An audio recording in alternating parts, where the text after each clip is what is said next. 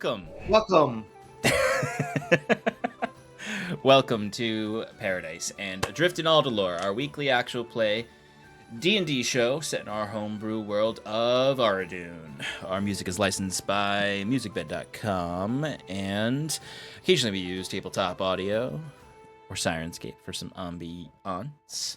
I'm going to bring Shannon in to the stream. Hello. There she is. Hello. How's everybody? You can't answer me because you're on the internet, but hello. Sean, the sunlight is like perfectly. I know. I wanted it to stay that way forever. It's so funny. It's just like this holy light. Yeah. It's how dirty my window is. Well, how are you? Sorry, you just took a drink. I'm radiant. You... Oh, it's actually a very stressful week, but oh no. This is my last full week of school. Ooh, nice. Very excited. Yep, kids are done next Tuesday, and then teachers have 3 days after that. But next Monday, a week from today, I will be in Hershey Park with a bunch of 8th graders and high schoolers. It's going to be great. Trip. Yeah. End of the year cool. trip. That's their big end of the year trip. The big thing. Yeah. So it'll be fun. I went there when I was a kid. I've never been in a while. It's fun. It smells like chocolate. Really? Everywhere you go. Yeah. Huh. Who'd have thought? All right. Does it smell like roller coasters? Mm-hmm. It does smell like roller coasters, Michael. It's exactly what it smells like. That's what I would. Yeah, great. I don't have a segue for this, so I'm just gonna start. Talking about our partners. The roller coaster ride that is our partners. The roller coaster ride that is our openings. Mm. Starting with Underground Oracle Publishing. They are a TTRPG publisher creating new worlds in the Cypher system and beyond. For as little as $3, you can become a member through their website and gain early access to their developing TTRPGs in each of the worlds they create and all of the content they make. Next, we have Eddie Yorke. He's our character artist. Our character busts will be on our next screen. You might see Saskia right now. I don't remember if that's the great. You see Saskia right now. He did that one. You'll see everybody else on the next screen when they arrive. He is an illustrator based in the UK who makes art for games and books. To visit his portfolio and get in contact with him, visit eyorke.com. And that's Yorke with an E at the end. Last but not least, we've got 1985 Games. They create affordable, accessible, high-quality accessories for D&D and other TTRPGs. Throughout this campaign, Sean has used their NPCs cards to make real fun NPCs for us to interact with. Was Emile Ducant one of the cards, Sean? That's a good question. I don't think so, because Emile Ducant was an improvised character because Alex said, I want to talk to the governor's people in this district. Gotcha. And then I liked the character, and I was like, you know what? I do need them to have a contact in the governor's office, so he's going to become more important now. Cool. Who's an NPC you based off one of these cards? Fiora Bendega, Rose, one of Rose's personas is based on one of the cards. A ton of the characters, actually. Torcal.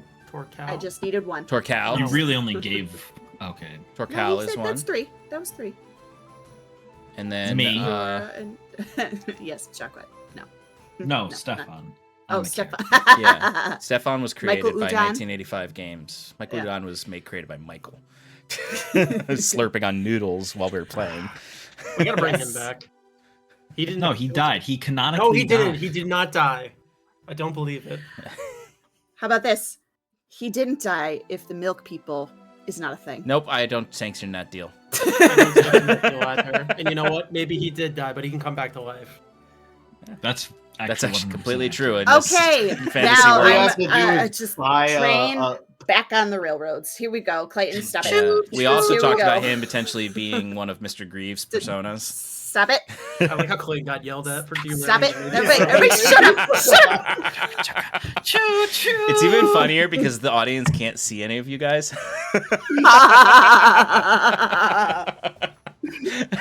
That is funny. Anyway, if you would like to purchase... Yeah, I remember we were talking about right before we went live that this is like a dose of like happiness and de-stressing. Yeah, well, And maybe you know for how some we of get us. our happiness Yeah. by annoying the fuck out of Shannon. Uh-huh. Yeah, you are fucking welcome. Anyway, if you want any of their amazing wares, including those NPC cards that derailed this entire conversation, you can use the code paradiceprod for 10% off your order. VODs are almost up to date on YouTube. Sean, you need to, I believe, upload Get your 35 a recording. shit. One of the recordings, I think. Yeah, we need 135 because if we're on 136, that means 135 is missing. So Sean. that needs Come to be up on. there. To be fair, Come I did not on. remind him before we said goodbye last time. Hmm. He was So you don't have to do it right now. I'm just I'm just not doing it right saying. now. Yes, you are. No, I'm not. I'm looking at Yes, it. you are. No, I'm not gonna do it right now because it's gonna degrade the quality of the stream because it'll eat up some of the data. So you're gonna need to upload this one and the last one we did. So we'll Okay. just we'll do that. We'll do that next time. Sorry, I'm being I'm consumed done. by the sun, Yeah, Right I now? literally, That and is it's gotten literally to a hot point right when now. it's no longer Literally, aesthetically like- pleasing. it is on stream. It looks real cool on stream. You look like you're about to be like, have you ever seen what's it called? The Departed? Is it The Departed? No. Rapture. The I thought he looked like Gandalf. I what's do. the Yes, I'm going with that one. It was on HBO. It was about a bunch of people that just The disappeared one day. Leftovers. Thank you, The Leftovers. That's what it looks like. You're about to be. The remnants. Raptured. I'm about to be raptured. Yeah. I wish I had like a cool, like, radiant character to play right at the start of this, but Make one up. Improv. Yes, and.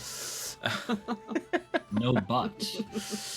oh goodness gracious. All right. Shall let's we? bring. Yeah. Let's do this. What are we doing? Are we playing a game? Or are we chatting? Let's play a game. Well, first we must recap.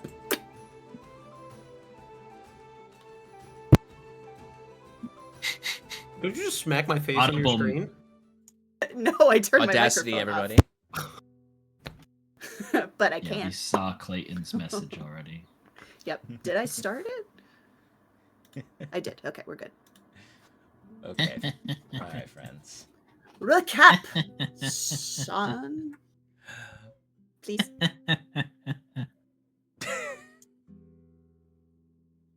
Last we left off with Iron. Yeah, I'm gonna mute him. This guy out of here. Last we left off with Iron and Manum.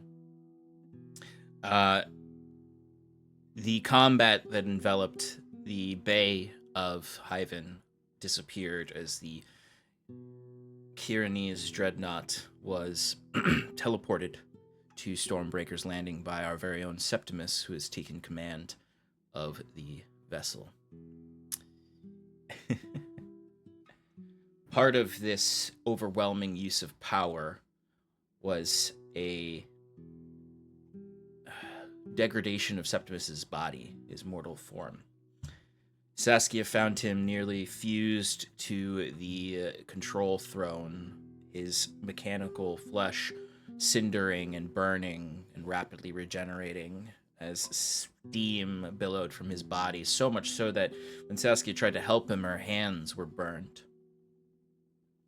All the while, Septimus flowed in and out of consciousness, hearing the voice of a disembodied stranger that had a eerie similarity to his mother's voice from his childhood.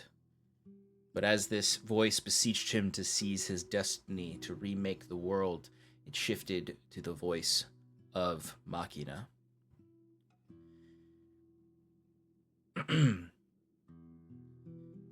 Jacquette looked through one of the oculi, to see that where the party had arrived, to Stormbreaker's Landing, where there was torchlight within the city, and the small population seems to be repairing the ruins that you had saved from the rot of this region.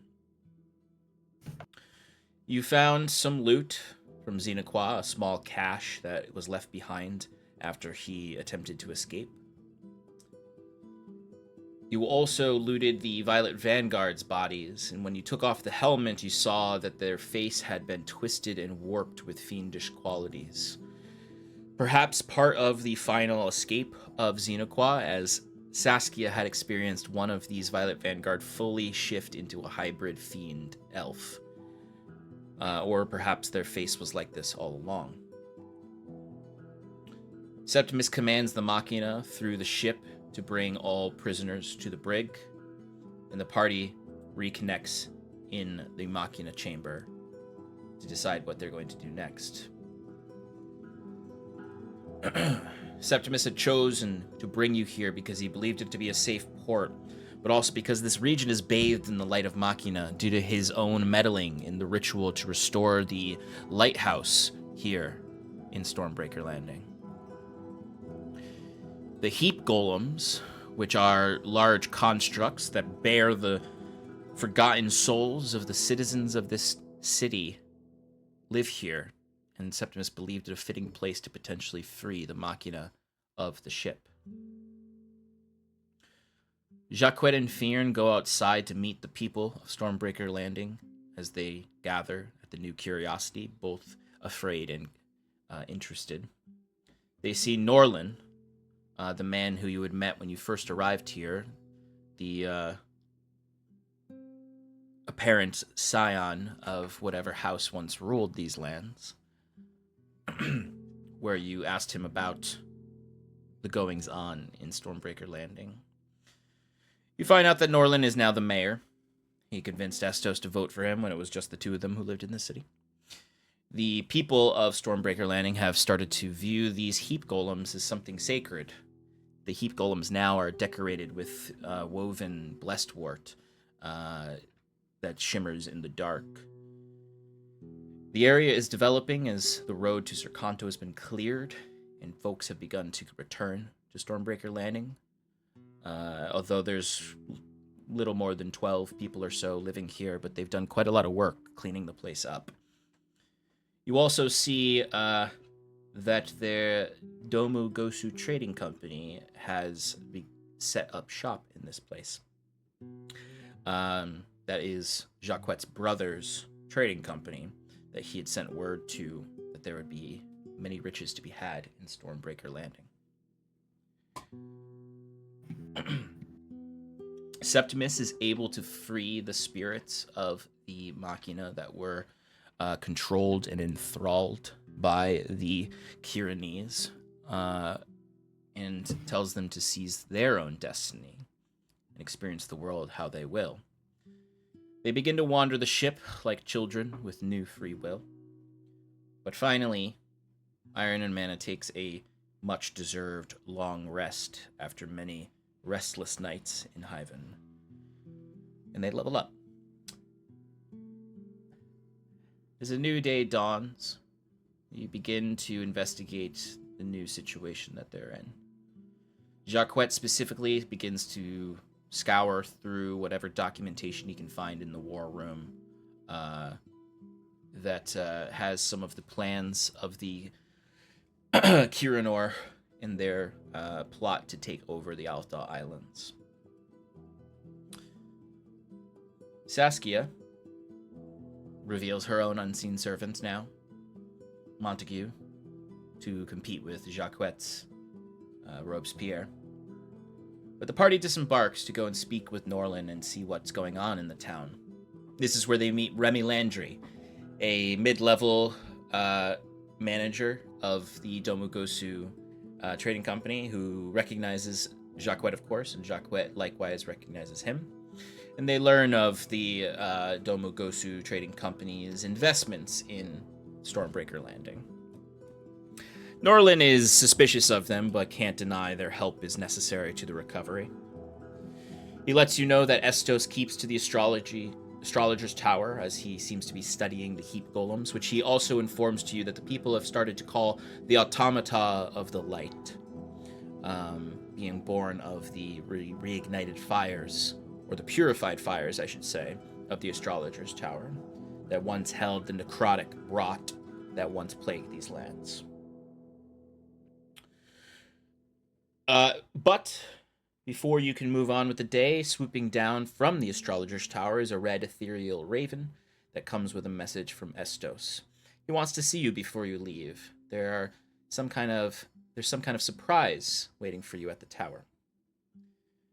As you head to the tower, you march through the gates of its courtyard and are surprised to find that the entire courtyard is littered with artifacts from the tower, and scouring about them, auditing and collecting details, are numerous monodrones. And the last time you dealt with a monodrone was back here in Stormbreaker Landing, as you dispatched of one that had been randomly summoned above table through wild magic. But the last time you spent significant time with one was very long ago, and that one, by the end of your relationship with it, had been corrupted by Lacuna, a spirit, some entity of this machine world that seems to have plots for the material plane. You've learned some interesting things about Lacuna in terms of your relationship with the extraplanar world, but this seems to be the surprise Estos probably meant for you. So, this is where we left off. Iron and Mana, you have stepped through the gates, and you see these numerous monodrone scampering about in the courtyard with their golden ledgers. One quick interjection just to remind everybody too, especially Jaquette. Septimus sent Governor Podge a message and throwing shade at the fleet. Yeah, Septimus messaged the governor and Emile Ducant, and specifically told the governor that the Zon fleet was of no use to the endeavor of saving Hyphen. It was entirely Iron and Mana's victory, which is not incorrect. Ultimately.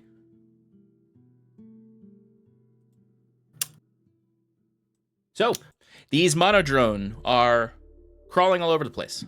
Some of them are flying with their little angel wings, all with their singular oculus eye, the strange ceramic lips that they use to speak, and their little spindly legs and arms, and their orb torsos. Some of them gather and seem to be in heated debate in a language you don't understand. Others are cataloging different things, moving about, fluttering about. Would that language happen to be Celestial? It is. Yes, well, of course. Jaquette understands and speaks Celestial. Okay. So it's the, like we've said before, when it comes to these generic D&D languages, it's like a different dialect than you would have learned, but you can discern what they're talking about. And it does seem to largely be curious inquiry. It's sometimes in like very highfalutin language, talking about the esotericness of reality, and other times sounds like children talking about something they don't understand. Like very simply, they're just sort of like, one of them has like a wizard's robe, and they just sort of like don't get it. They're like trying to put it on, and then they're like, what could possibly be the purpose of this? The other one's like always curious about mortals and their obsession with clothing. Then other ones are sort of like, this device seems to be an item that could alter the local realities of the elemental flux of this particular region of the ethereal plane. Like very mixed dialogue that can also get confusing because they all look exactly the same and all have the exact same voice. Right.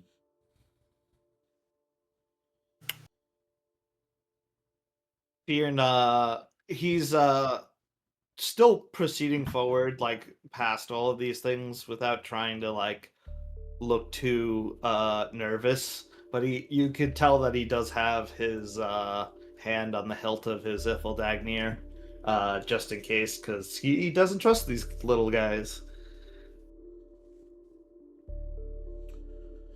Looking to Fyrn and kind of trying to step up quickly, he'll ask him, what has their behavior been since they arrived? Who are you asking that to? Estos is not there. He's not there. I thought he like presented and showed us. No. He sent a raven to tell you to come to the tower. Oh, yes. whoa. Yes. Sorry. Presumably he's inside the tower. You don't see him in the courtyard. Well, then he would just direct Fyrn's like, Fyrn, I know they've given us some trouble in the past, but could we talk to Estos first? If we go out to destroy them, you've seen them before they disappear. We need to know more about them and what they are doing. Very well. I suppose we just head up. And trying to reassure him and be like, the first sign that they appear red, disgruntled, or agitated, I won't get in your way. Very good. Shall we? And I just point towards, I guess, the pathway to the stairs that we'd previously known about. Yeah, totally. Like, you guys had entered the tower through the sewer system before, but you left through this front courtyard, so you know the pathway up the stairs and through this area. As soon as you step foot in there, it is unfortunately a little creepy. They all do stop what they're doing and look at you simultaneously, as if of one mind. But they don't immediately all swarm you. Some of them immediately return to their own dealings with the artifacts. But as you walk through, after most of them have returned to their work, a few of them do watch you with their own curiosity, scribbling in their little journals. One of them, braver than the others, does kind of flutter over absolutely on these impossibly small wings too. Like, they don't physically make sense why the hell they can fly. And does just start to, like, he is just standing next to you with the golden ledger, with the golden quill that is writing free of his hand, or their hand, as he would just say, oh, yes. Judging by your appearances and the aura of strength and wisdom and legend, you must be iron and mana. Damn straight. Legends already? We work fast. Oh, yes. Well, the automata of this land speak of you greatly. And not to mention our own records of you from the brief encounters our kind have had with your adventuring party. Well, good Is things, that- I hope. Is that what's brought you to this place? Brought us to this place. Certainly a This- factor. Not the whole story. Never the whole story. Nothing is the whole story. All things are part of it. But this place is interesting, different, much different from the rest of this plane.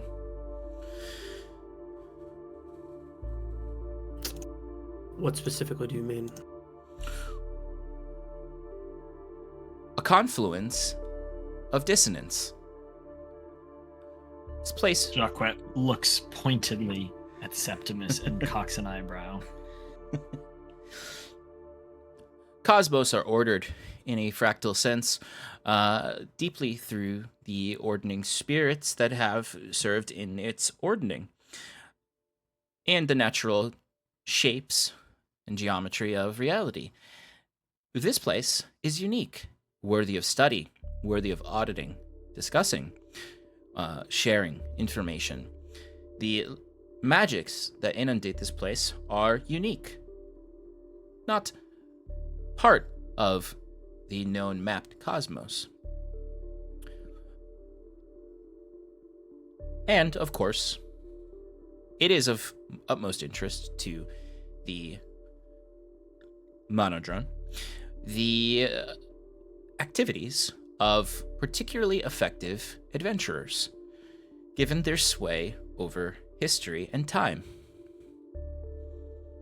Damn straight.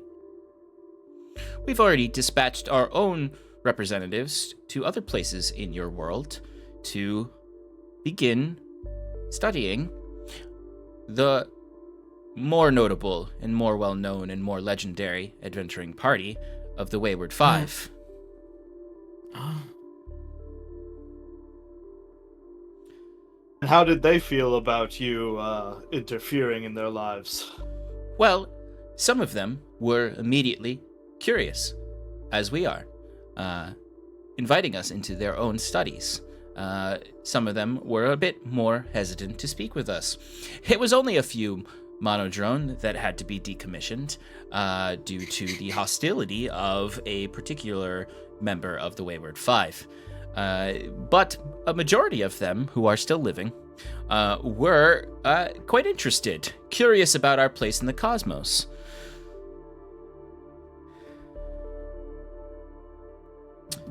So our introductions with the Wayward Five have gone, in some words, swimmingly.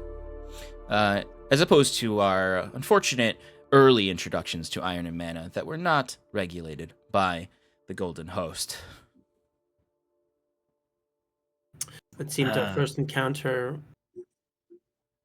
was forced quicker than I believe your kind had anticipated. Certainly. If you yourselves had not decommissioned those monodrones, then the Golden Host would have sent other representatives to decommission those unsanctioned early arrivals. We are very excited to meet with you and your world, given the initiation of the Great March. We keep hearing about this great march. What are you marching on, and why? Well, to understand the state of the cosmos. Weigh it, level it, understand what is going on here, and understanding its effects on the harmony of the cosmos. Okay. That's new, right? They have not mentioned that the wording of it. No. The wording of it is maybe new, but they've talked about the Great March. I know that, but yeah. To my understanding, it was some time before that was going to happen. The fact that they're saying that they've embarked on it. Yes, the last time that you spoke to a monodrone, they said that it was early and that the march was not yet initiated, but they never indicated when it was supposed to happen. Okay.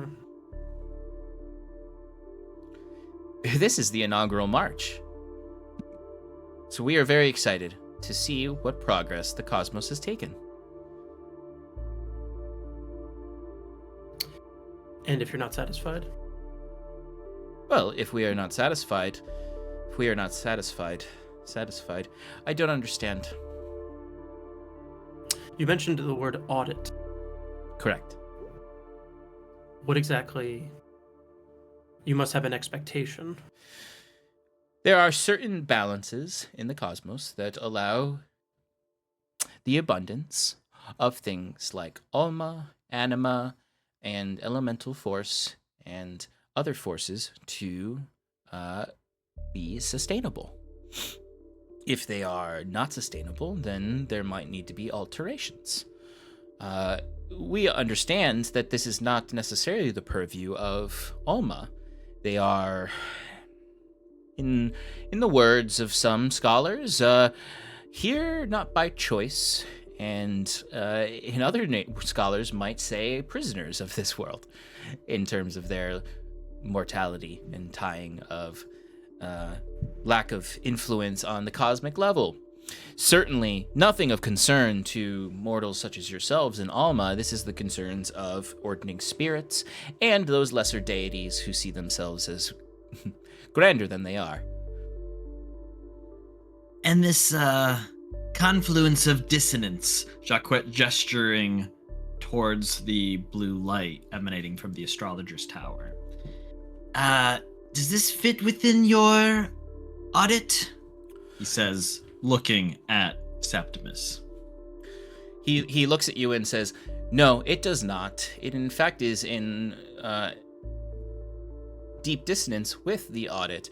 It is as some would call, in the records, a gap. Others might call it, in our tongue, a lacuna.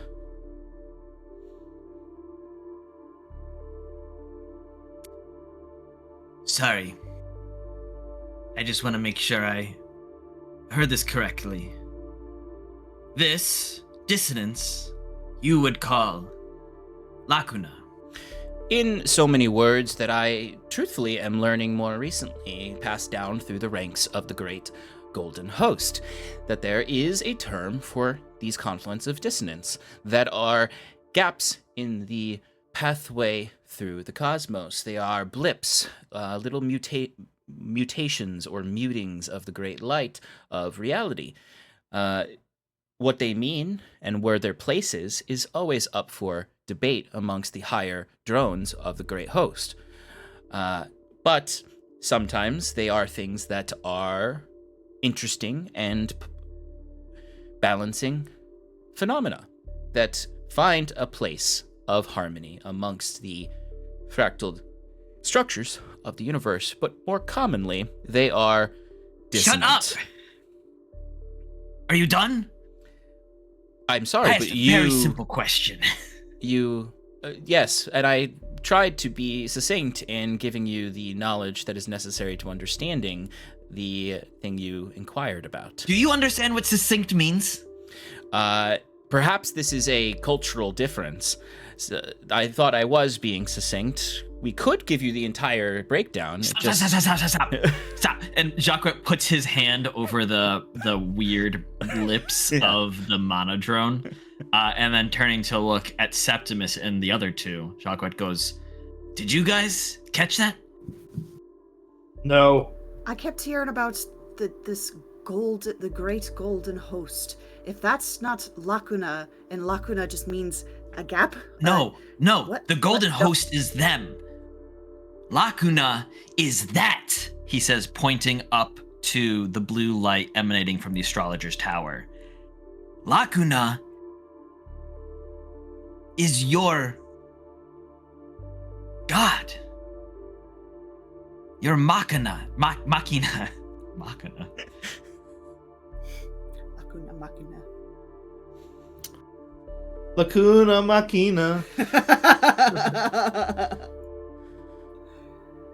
I'm so confused. It is quite a lot for your alma minds to... We're not talking to you. I apologize for my rudeness. Septimus, what the fuck is going on? Are you in charge of these fuckers? Not at all. No. My problem is he just called the dissonance that came from the blue light of Machina a lacuna. Lacuna, the same entity that we fought on the hillside overlooking, that took control of the Machina, that seems to be ushering in something that is scaring the devils of the hells. I think lacuna seems to be some sort of general term for anything these guys don't understand. No. I'm sorry, Mr. Jacques Touchard, but I feel a need to clarify here. It is not a general term for things we don't understand, otherwise most things would be lacunas. No, most things fall within a certain frequency of harmony with the universe. A lacuna is dissonant from the universe, which means that it could be something that is burgeoning and becoming anew and being born into the world, or it could be something that is degrading to the world. Tell me something, Lip Boy. If you... What are lips?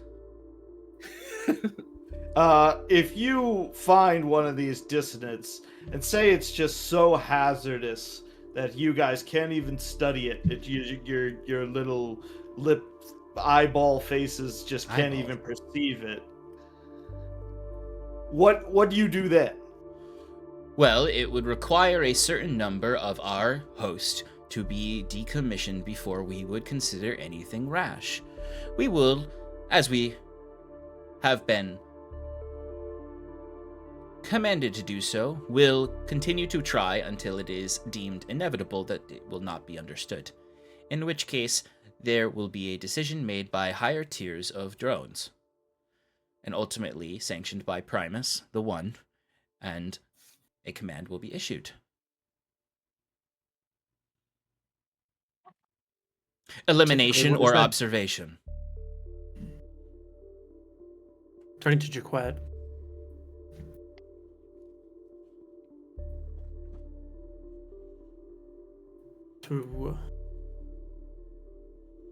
Lacunat is not God. At least not any longer. Trying to reiterate what I had observed after I passed. Is that there are two entities. I suppose both are machina, born of the creation of Automaton, the Kieran Empire. One being a harmonic force and able to control all the machina, a single mind, if you will. But from there came another entity, which perhaps I incorrectly before said Lacuna, but the fear that people have had of machine. It seems it is a duality between one entity that wishes to harmonize, I guess, peace and prosperity, and another one that wishes to harmonize, I don't know, for destruction or just, it's an entity that is fed from fear, so it's acting in an irrational and fearful way. If you were to teach these machina here to understand your god, perhaps they'd be willing to help us out in eliminating the other one. Excuse me, you keep using this term machina in reference to us. We are not machina, whatever this is in your world. We are of the Golden Host. We are not constructs of Alma. How do you know that? We're quite clear on that. We have existed much longer than your species has ever existed. There's no history to your world that could ever be a blip before the Great Host. Do you know Hence how why you we were... have this charge. Do you know how the Primus came to be? Primus how it is an appeared in this amalgamation world? of an ordaining spirit, born of the well of creation through the refinement of life. Who's to say that that ordaining spirit wasn't created from the influence of Alma, an ancient Alma species thousands of years ago? Certainly the refinement of the Primus was honed by Alma imagination and fear and study. But these ordaining spirits have incorrect phrasing, have been around longer than the Alma mind. Now, granted, the Primus was not particularly cognizant in the times that they were just a force of nature, but I will assure you that the Primus is a force of nature, and that we have, to our best knowledge, which I will admit to your point, that we don't have perfect knowledge yet, though that is the ultimate goal, that we have not much evidence to deogenesis of Primus. Therefore, from what you just inferred, it may be a long way out, but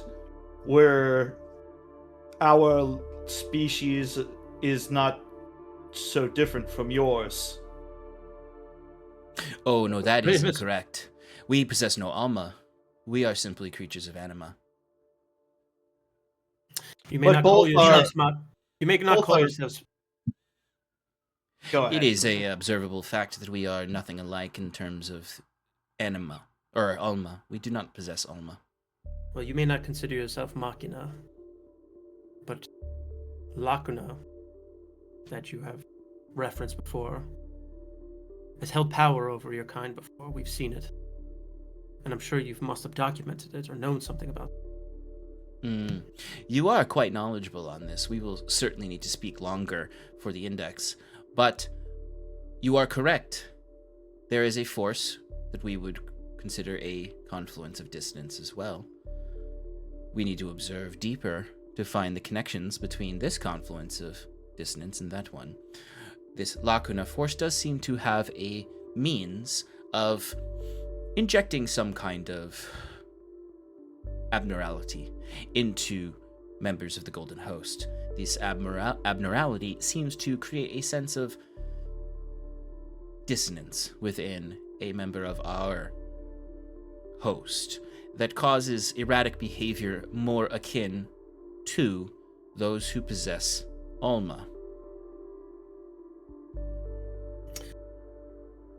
Well, Their primary place of operations is in the ethereal plane, in a particular region of it, and we are currently sending members of the Great Host there to further study this. Wait, you know where Lacuna lives? So long as the charts of the cosmos are still correct.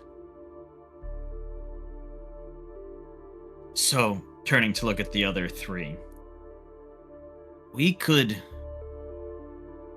go to Lacuna and fight it and end the threat.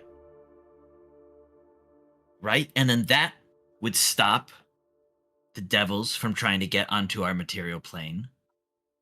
And that would probably not stop everyone trying to kill Sigil and take his seat at the table. But that seems like another problem. you're correct, Chaquette. Modron, we should speak more soon. If you are correct and you can find him, I've at least been to the realm of which they dwell. Perhaps shed some light as to more of the whereabouts if they are trying to conceal themselves, or Lacuna is trying to conceal himself. He's It the is antithesis certainly- of everything that I've believed, and must be stopped. It is certainly a difficult task if the cosmos has changed in the last 150 million years. Wait, I thought you just said you knew where he was. I said if the maps of the cosmos are still accurate. It may be some sense of discovery, but we should be able to find him. The ethereal plane is a limited space. And we have a good Okay. compass for where this is. And of course, we could always employ some other magics of our great host. If approved. Do you know who lives here? Estos, the wizard. Have you spoken to him? Is he helping you? He is more observing. He has a similar curiosity to our kind. Did he tell you anything about the dissonance that exists in this town? He seems to be interested in some of the origins of it. Certainly he hasn't spoken to us much about it. He likes to watch and listen more than talk to us. We have assuredly barraged him with questions that he has given limited answers to. Well, we, as an adventuring party, and as you so nicely put, are very, connected with the changes of this world, and we're very knowledgeable with things that have been going on. Mm-hmm. I believe that if you helped us, we might be able to help you. There is Share your your- misunderstanding of the Great Golden Host and the Modron people. We don't help mortals, nor do we harm mortals, except in extraordinary circumstances, like a indecipherable lacuna, where observation or elimination is the option, in which case we may employ the aid of mortals. But we are in terms of your scope of morality, neutral party. These people are useless. We should just keep going. Well, they're not people, so Yes, we are Whatever not they people. are. They In may your be able to terms of the shed some more word. light. Still, Every But moment that you're right. passes, the modron are acquiring vast, vast pools of knowledge of the cosmos and understandings of it. I think Good for we them. might be able to share some of this with you in terms of just interesting storytelling, but like I said, we cannot discern a helpful or maligned action towards you.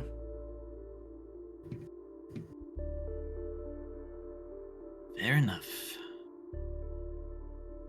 Jacques makes to move into the astrologer's tower, taking one last look up at the blue light, back down to the modron, and then back to Septimus.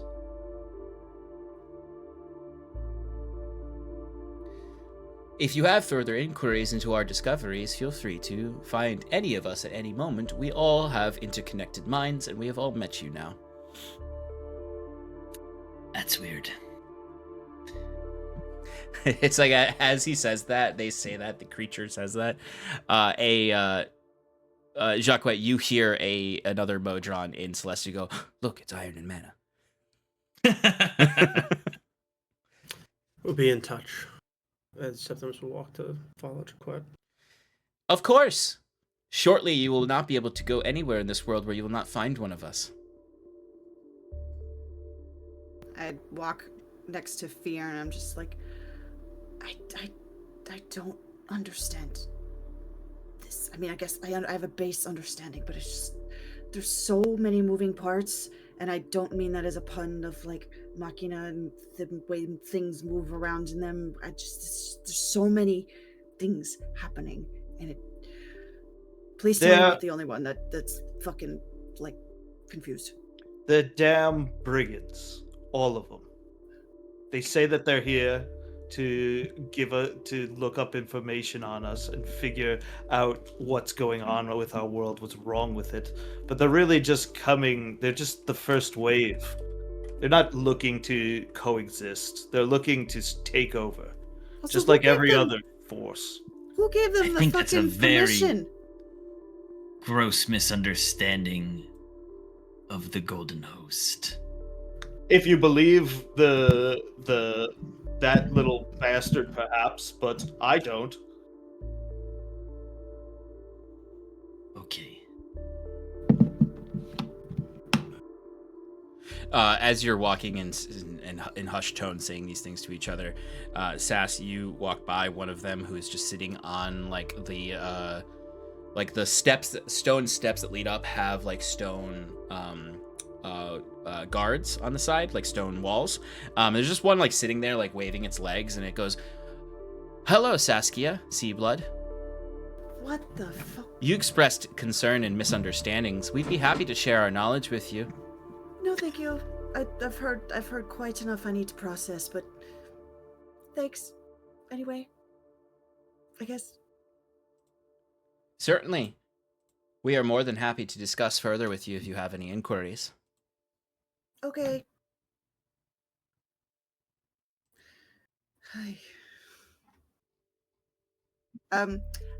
As we're walking up the stairs, I'm gonna think that like, hey, I haven't talked to Ro in a little bit. What's he up to? Can I try and send out a little like, where are you? If you'd like What to are you use doing? your contact patron ability. Oh shit, I forgot I had that.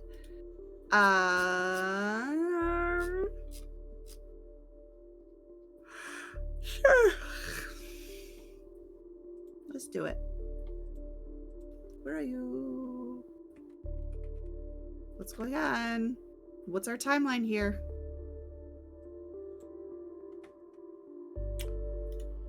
One moment. I just need to look at that ability again. If you have it up, can you read it to me?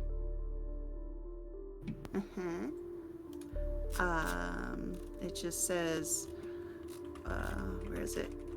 Once per long rest, you cast a spell. There it is. Oh, Yes, so you may ask shit. 15, or not 15, 5 questions. 15? I was reading the DC for it.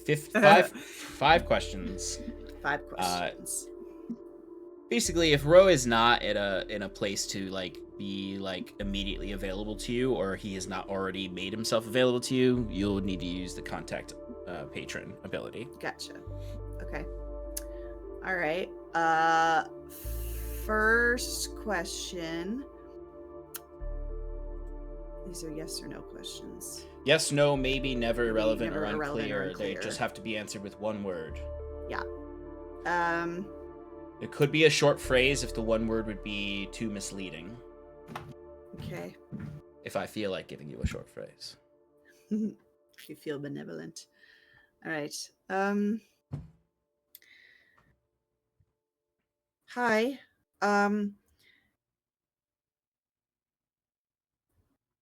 Are you hurt?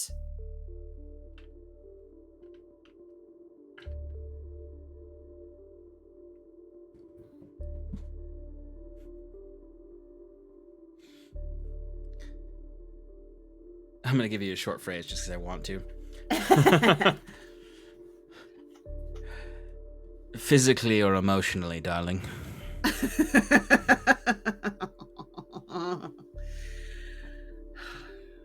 It's going to eat up another one of my questions.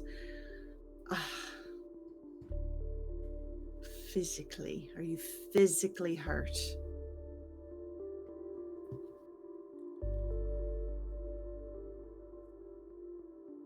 Yes.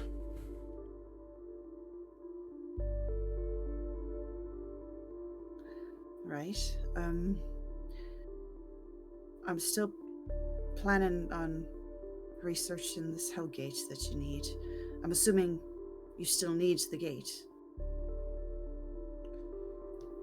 Desperately. Okay. Is there anything I can do in the meantime to make you feel better? Don't give me that look. You know what I mean. I wasn't even thinking that. I wasn't talking to you. No, I was just, that's for a protege to be like, or a warlock to be like, hey, patron, what can I do to make you feel better? And he's like, tell me a funny joke. Cheer me up.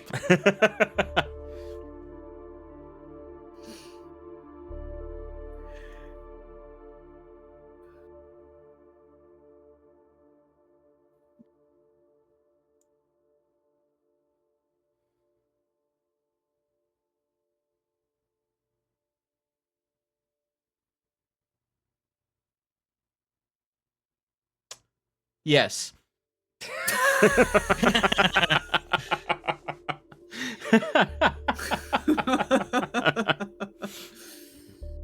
Great. Well, that's maddeningly unhelpful. Can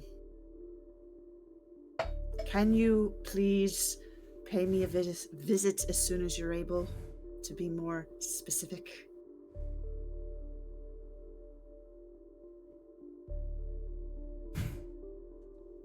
Of course. That was fun. Talk soon. Kisses.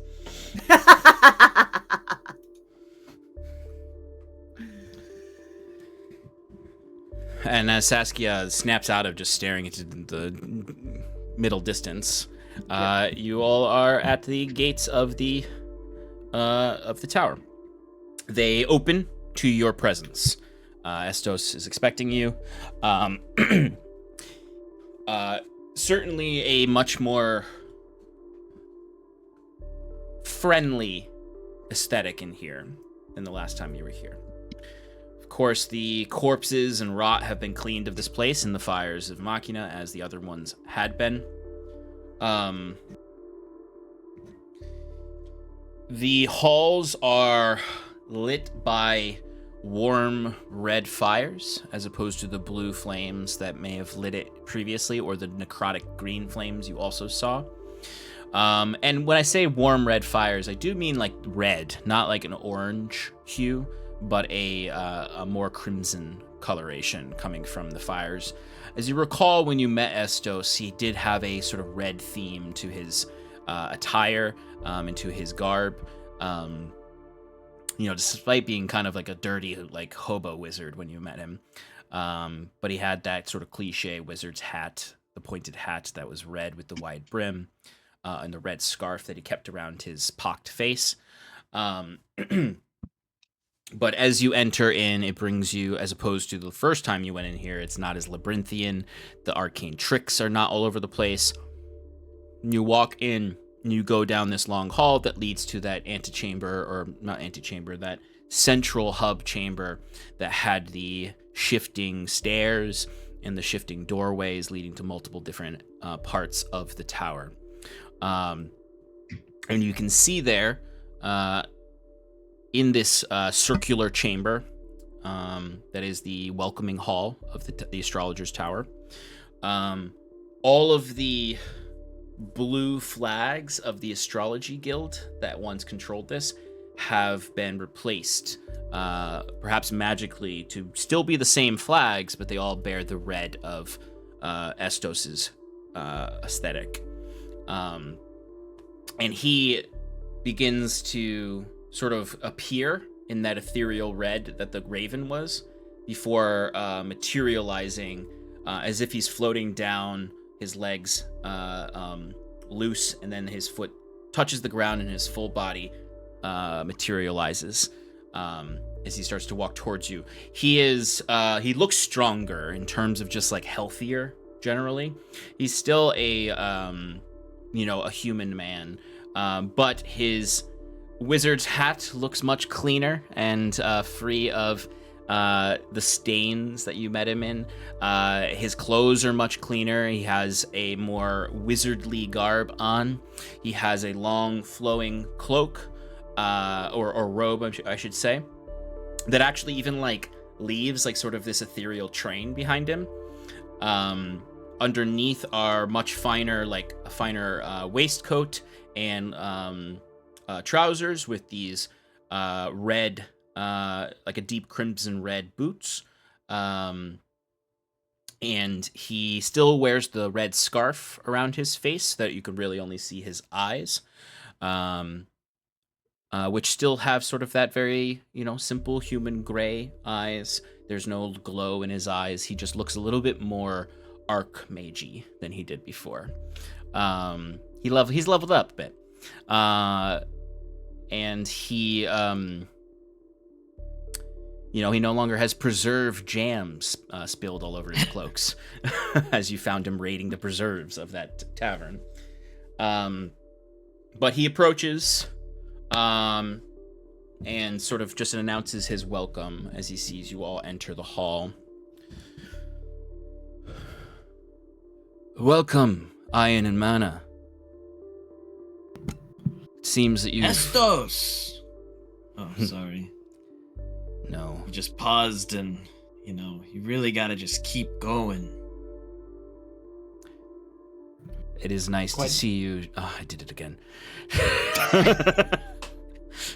Hey, nice glow up though. You're looking great. I assume that pact with Ladan's going well? Yes. I have come to some understandings with my patron. Given the freedom that you've provided with your purification of this city, the restless spirit of the twins are not so restless anymore, with no more rot gnawing at their roots and their petals. It has given me much breathing room to pursue my studies and revitalization of this city. Done quite a wonderful job here. Let's see if you made this tower your own. Well, as the last member of the Astrologers Guild, it is my duty, as it is Norland's duty, to the city below. Would you say this is like your new stronghold? I would not use such militaristic terms, but that is correct. It is my stronghold. Finger gun. What can you tell us about the modrons? The presence here, it seems a little unsettling. Especially as they continue to multiply. Each time we squash one, there's more come. There does not seem to be an end to this great host that they speak about. well, I suppose it's too early to ever claim there is no end to it, but you are correct, they do seem to multiply aggressively. But they don't create much damage in their presence, and I've had the privilege of observing them. I understand they are particularly interested in the infusion of magic from you, Septimus, which is why I invited you here. The dissonance that surrounds his machina. They're certainly concerned about it, seeing as how it's held power over their kind before. During your observation of them, have you seen any erratic behavior outside of the studying that they typically do? A red glow from their eyes? He just kind of looks around to his entire glowing red tower. Aside from any sway potentially from your magic? No, they've been nothing but curious, albeit they don't practice the politeness of people. I finally had to just simply let them study what they wanted to. I saw no harm in it, given that I saw no real external motivations to them behind whatever this directive they have is. And even in some experimentations on them, they don't seem to have any sense of self-preservation. They don't seem to have any sense of alliance other than to the acquisition of knowledge, and not even really to understand it, it seems. Pure collective creatures, with nothing but the animating spirits within them to voraciously consume knowledge. Well, Though there is a strange sort of irritation they can sometimes demonstrate. They do like things to be ordered in a very particular way, and if you were to disturb that, they don't go hostile, but they do get quite irritated. well, I don't know how much time you've spent speaking to them, but they talk of an audit that they hold on the universe. They clearly have a set of guidelines or rules in which they see that the universe should be bound to. And anything sways from outside of there, well, according to their own words, they'll either study it if they find it curious, or extinguish it.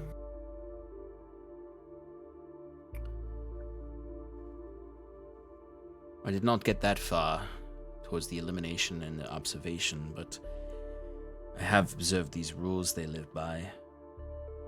It seems the greatest insult you can give to them is to promise them something and then not provide it. Hence why a lot of my possessions are outside. They are persistent. Yeah. Though it seems as though if there is a bottom to their politeness, it is deep. I have experimented on some of them, and they don't seem to really mind so much as they can understand it, and that it is not breaking any of their rules or breaking a promise or an oath. Well, I've also not seen any variety. There are only these monodrones who only go by monodrone and seem to all know what the others know, although they do demonstrate individual curiosities. It's an interesting phenomenon where it is, due to our fractured minds, we might view it as unique personalities with unique areas of interest, but it's really more like a mind that can multitask on levels unheard of by Alma. I was enthralled by their fascination the first time I witnessed them as well.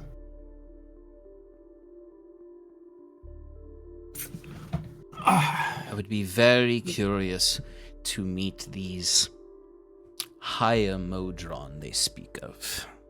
These people in the greater chain of their being. It seems like you just might. If this dissonance persists and their inquiry grows stronger. You could also just keep destroying them, and then eventually something will show up. Also true. Yeah.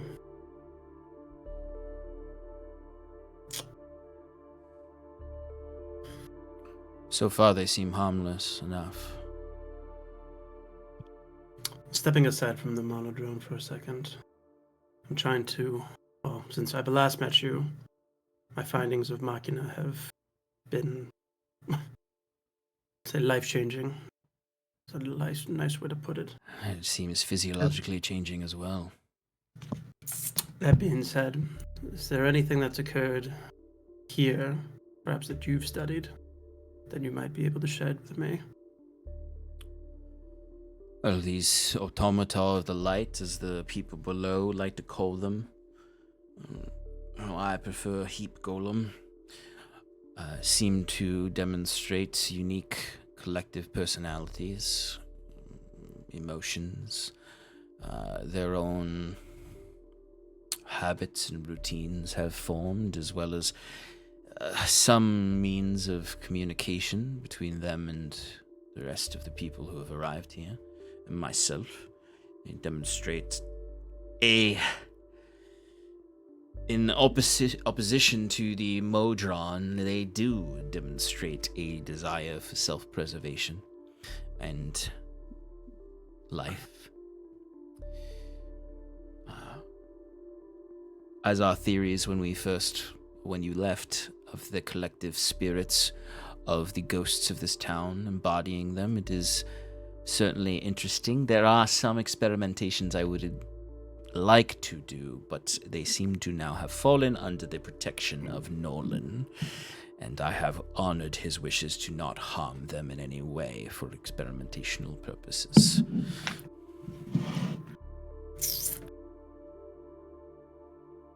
So, I am limited in my study of them, but what I have studied so far is fascinating anthropologically, given that they are, at the end of the day, if our theories are true, Alma. That was my thinking as well. A collective, given purpose again. They seem to be able to express happiness, sadness, jealousy, want, desire, although the behavior is odd at times because they don't have the same forms or the same minds, truly. If that theory is correct of yours. Well, perhaps I can talk. In the way that these modron are perfectly harmonized in a sense of order, they are, in many ways, the opposite. Have no interest in harming others, but they're more chaotic.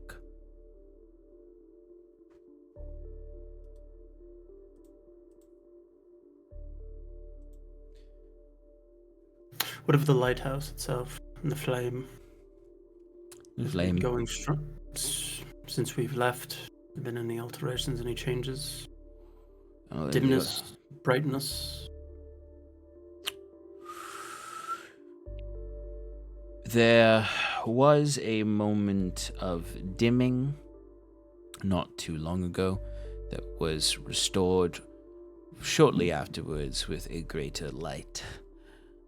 But that is really the only phenomena that has occurred. The fires have stayed persistent. Would you say about a week ago? Roughly, yes. But the light is extending and is continuing to purify the lands. We've heard reports from Sir Kanto that the northern lands are also demonstrating their own healing, whether that is of the light of the lighthouse or whatever it is you all did in Samulto. The lands do seem to be healing in many ways. The woods are safer, the road is now well trod, and the people of Sercanto slowly seem to be expressing interest in returning to their previous homes.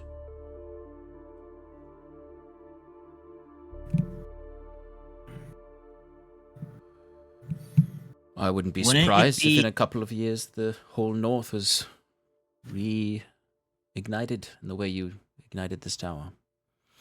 Wouldn't it be anima apology? Animapology? Because anthro is human, right? And I haven't been spending the past 5 minutes researching how to The properly origin. categorize it. It would be it would just be the Almanities, which is what it has already been called in a previous session. I've used a few words that are anachronisms in this session so far. Yeah, well, that's the one that pertains to my livelihood, so. It would be Alma, not Anima, in terms of the way people refer to themselves in this world. That's fair. Animology, something like that. Don't worry, guys. Almology. This is the kind of world building I want from you, Sean. I try. I dropped Day of Genesis earlier. Yeah, I know. I saw that and was very pleased. That was beautiful. Went over my head a little bit. Well, went over Jacques' head, but Yeah.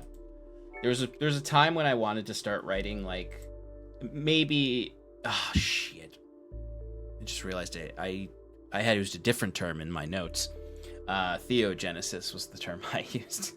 I was going to start just writing like naturalist excerpts to share with you for a while there. So, yeah. Anyway, maybe I'll get you some notes on Day of Genesis for your character that has no concern with it. But anyway, he seems to be describing to you that there's an interesting dichotomy between the heap golems and the modron, in the sense of it's almost as if one of them is entirely motivated by anima and the other one by that force of Alma within them. There's a contrast, a dialectic between them. But he doesn't have a lot of deeper knowledge. Perhaps if he were to be given a directive of what you were interested in studying about these creatures, if you have other business to attend to elsewhere in the world, he could work on it.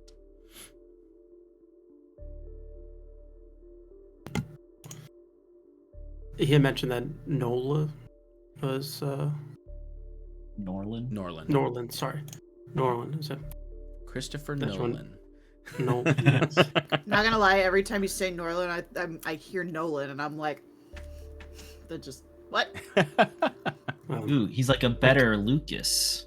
I could speak to Norland, and because I'd be quite interested for you to continue your research, because I myself trying to understand where Machina and Anima and Alma play a part in all this. Machina's not what I thought it was at all. What exactly did you think it was, Septimus? I apologize, but our time together before was rather quick, given the circumstances, and the last thing I know is that I tried to betray you all, and then you finished the act in service of your own god.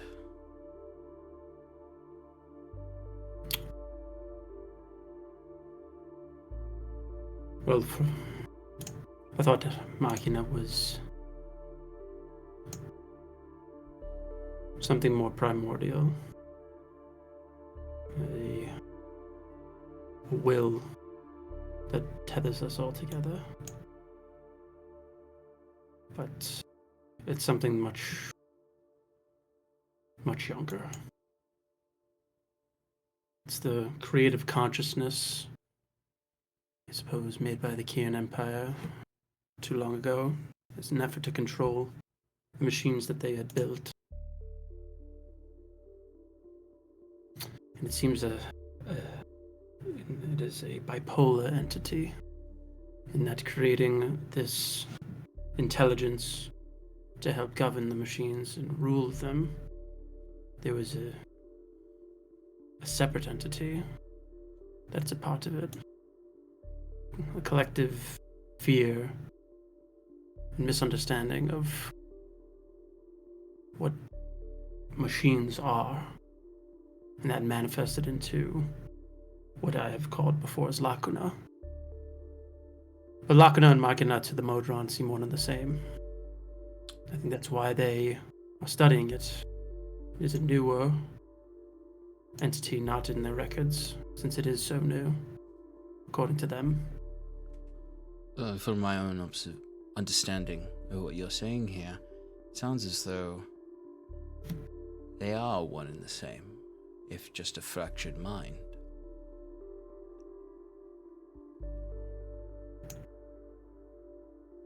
But, as is the way of nascent gods in their youth,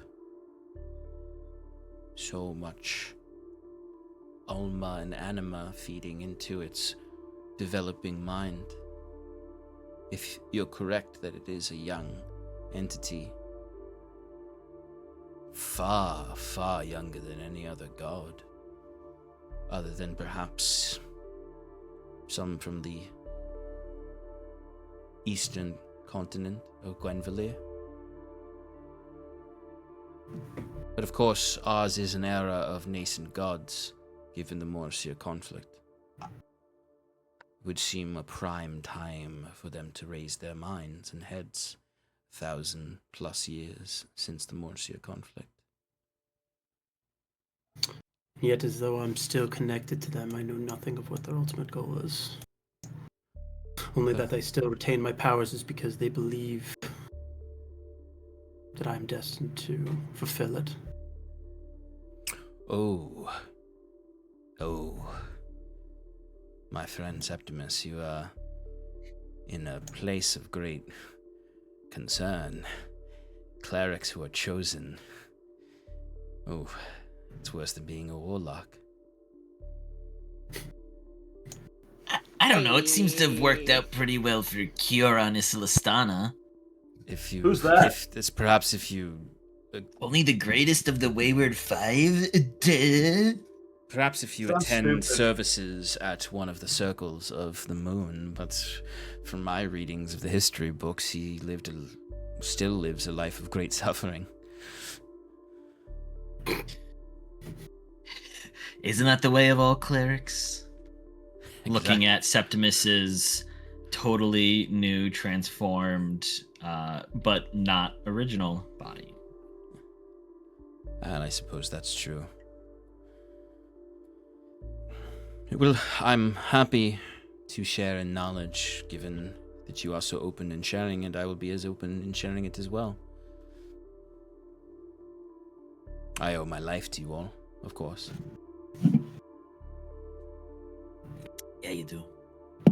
And I have not forgotten. Who's counting? How long has it been since the modron first appeared here?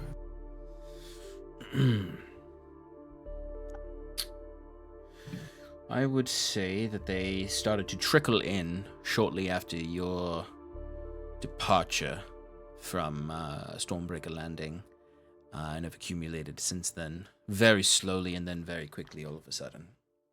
I mean, we did encounter the one before we left. Its destruction probably sent out a signal, a beacon for others to come investigate. And once they found what I've created here, caused more curiosity. Perhaps, but they do seem to be somewhat disconnected from that encounter. They started slowly and then in the last week have arrived more aggressively in terms of numbers. They all seem, though, to just be arriving on their own terms as opposed to being triggered by something.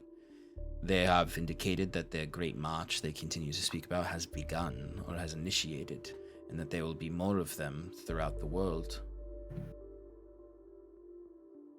Just a fun fact I want to share with everyone. It's been about 4 months since we left Stormbreaker's landing. Just for conceptual timelines.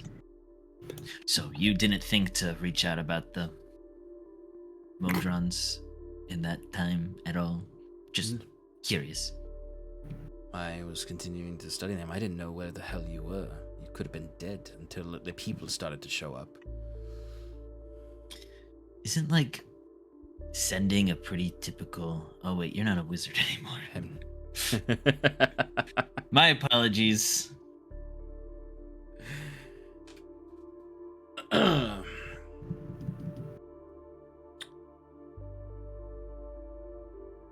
But I simply thought it would be interesting, since I heard you were in town, that you would come and see these modrons. I suppose that is me reaching out. Touche. Well,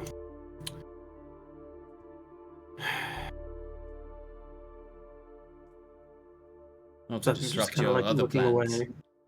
Yeah, like we have other pressing matters.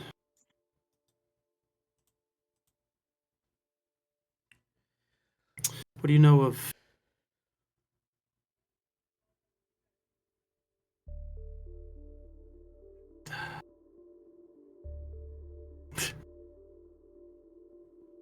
Yes?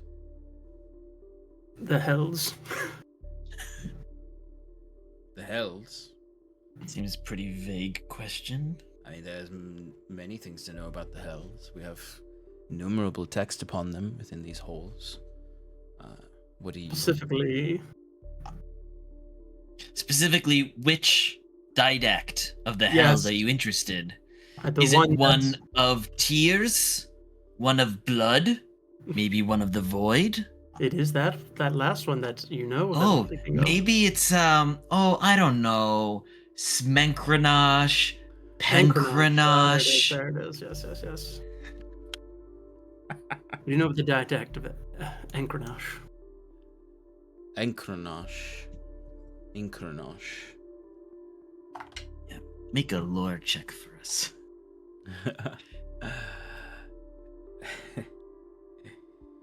It's been many years since I've studied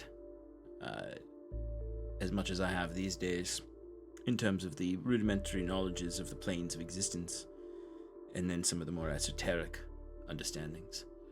Enkranosh, if I remember correctly, is a didact of the void, architect of the abyss.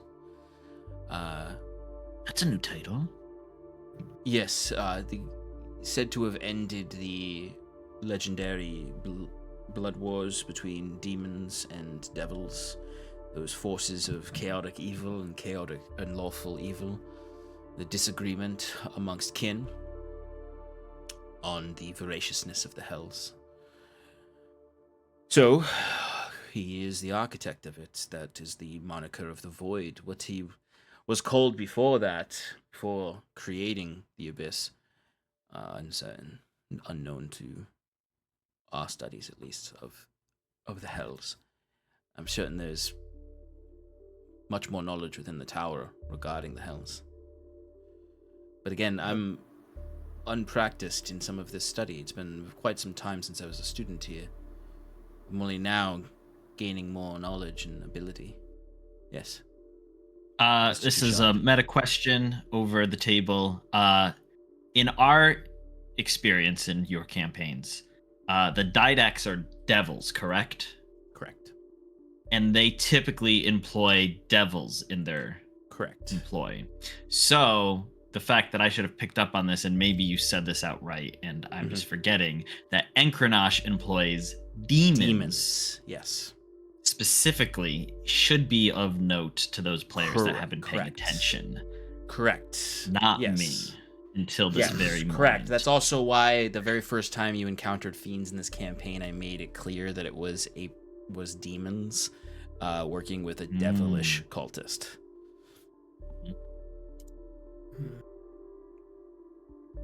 Good job. So, but now it's hit my head, and now I see it. Yes. Yes. Did anyone else see that beforehand? Was I slow in the uptake? Did Sean specifically say that at one point? I have. Not maybe Okay. not in like super concrete terms, but I have at least one time said it's odd that demons are the enemies that are part of this. But it's also not odd because he is the architect of the void. But it's somebody who is basically using their prisoners as their soldiers. And I have specifically stated in the past that demons and devils work together during the Morrissey conflict. When the cosmos was at threat, they did work together.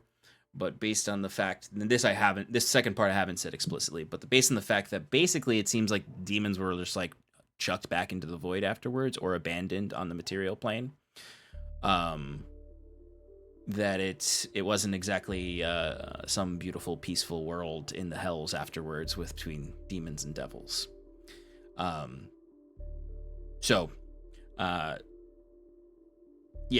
the demon armies that were sent to the material plane during the Morrissey conflict were left here after the Morrissey conflict. And any that returned to the hells were put back into the abyss by Ankranosh. That part's a little over table. That's not lore that you necessarily know, but yes, that is a unique world building wise. Devils and demons don't like each other. Demons are chaotic figures. Devils are ordered figures, which is why you've seen two types of fiends. You've seen these amalgams of flesh, and then you've seen the ones that wear suits. And then there's Fyrn. Yeah, who knows where I'm It's his from. own thing. You mentioned that there's tomes here. Might there be any, to your knowledge, on Hellgates? Oh, certainly. Yeah. Just And Grenache wanna- has put its sights on the material plane. He's looking to come here himself. He's driving on all the other devils of the hells, running scared. Well, that's We have faced him in Hyven. Oh. Not a lot of news. Sorry. Well, face him is a different. Let me rephrase. An aspect We of didn't face Ankranosh. him. We faced his occultists in Hyven. Oh, that is The pocket dimension he conjured, wiped out about a quarter of the city. A fifth of the city. certainly concerning. Predictably, not a lot of news comes to the north yet, other than through a trading company. And he might have his roots deep within Halcyon. He does have his roots deep in Halcyon. We know for a fact he's infiltrated their upper echelons. Their words, not mine. Well, it sounds like you have a lot of adventuring to do. Like I said, I'm willing to offer help however I can. Sorry, just back to my question really quick. May I borrow?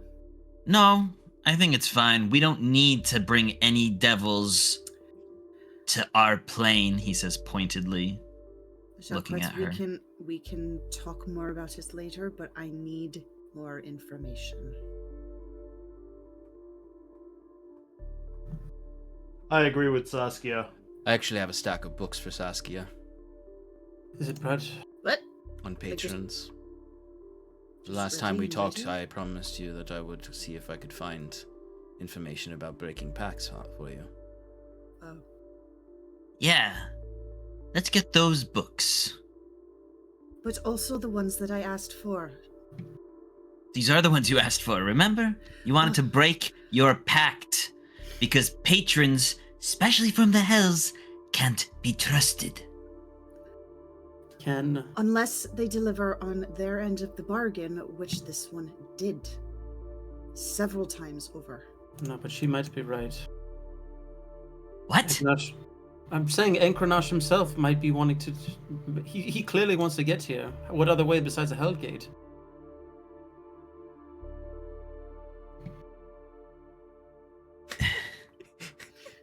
Okay, but why do we need a book on it? We just go to where the Hellgate shows up and we fucking kill him, right? Well, Wait, there so are understand dozens exactly of what Hellgates Hellgates are. across Are they- Aldhalor. I'm sure there would be some kind of warning. We would know. Like You only something... wanted to open the Hellgate, he says, yelling at Saskia. But what? Septimus turns confused, like, Why? What? What do you mean I wanted to open the hell?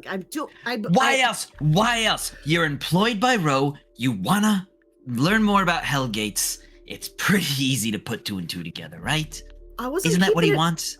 I wasn't keeping it a secret. Yeah, that's what I'm. That. What? Well, why? Why is this news to you? It's news to me that you think it's a good idea to bring a devil to the material plane. I don't have an opinion on whether or not it's good. It's that I made an agreement. And if I want to keep, a lot of things that I have, I need to hold up my end of the bargain. There was a lot of you before you met Roe. Those things were good. I don't know that he's given you anything that's worth keeping. Wow. There seems to be a lot to unpack in this group. I am going to leave. If you stay right there and you wait awkwardly while we. I will go and acquire the books I've already prepared for Saskia,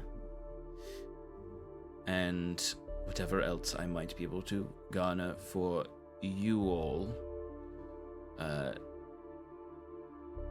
I will give Septimus these Hellgate books, and if he wants to share them with Saskia, that's his own free will. I'm the one that fucking asked for it. You can't be trusted with them right now, Saskia. I'm sorry. I don't have stake in much of this. You probably should. It involves bringing a devil to our plane of existence. Kinda matters. Majority of the books I will provide you, Saskia, are about managing patron relationships and breaking pacts. Sounds like just like an Sounds like a relationship book. Yeah. Yeah. Well, Your patron and you. How to manage expectations. Warlocks 101. Warlocks 101 won't really have much to help you. It's very simplistic and mostly about trying not to die. But Yeah, but some of these more advanced books do have recipes for elixirs to mute the voice and influence of your patron. Rituals that creatures of the past have done to try to seed their souls back. There's some interesting esoteric knowledges in there. I very much appreciate it, and yes, I would like to read them, but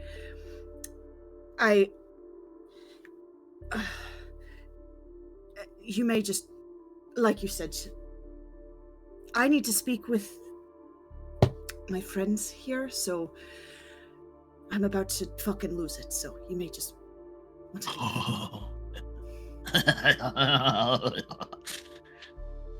Certainly. Well, I will be here if you need me or have any requests. I don't much leave the tower or the courtyard often these days, other than for a few strolls with the automata. It was good to see you again, Iron and Mana. likewise. Pleasure.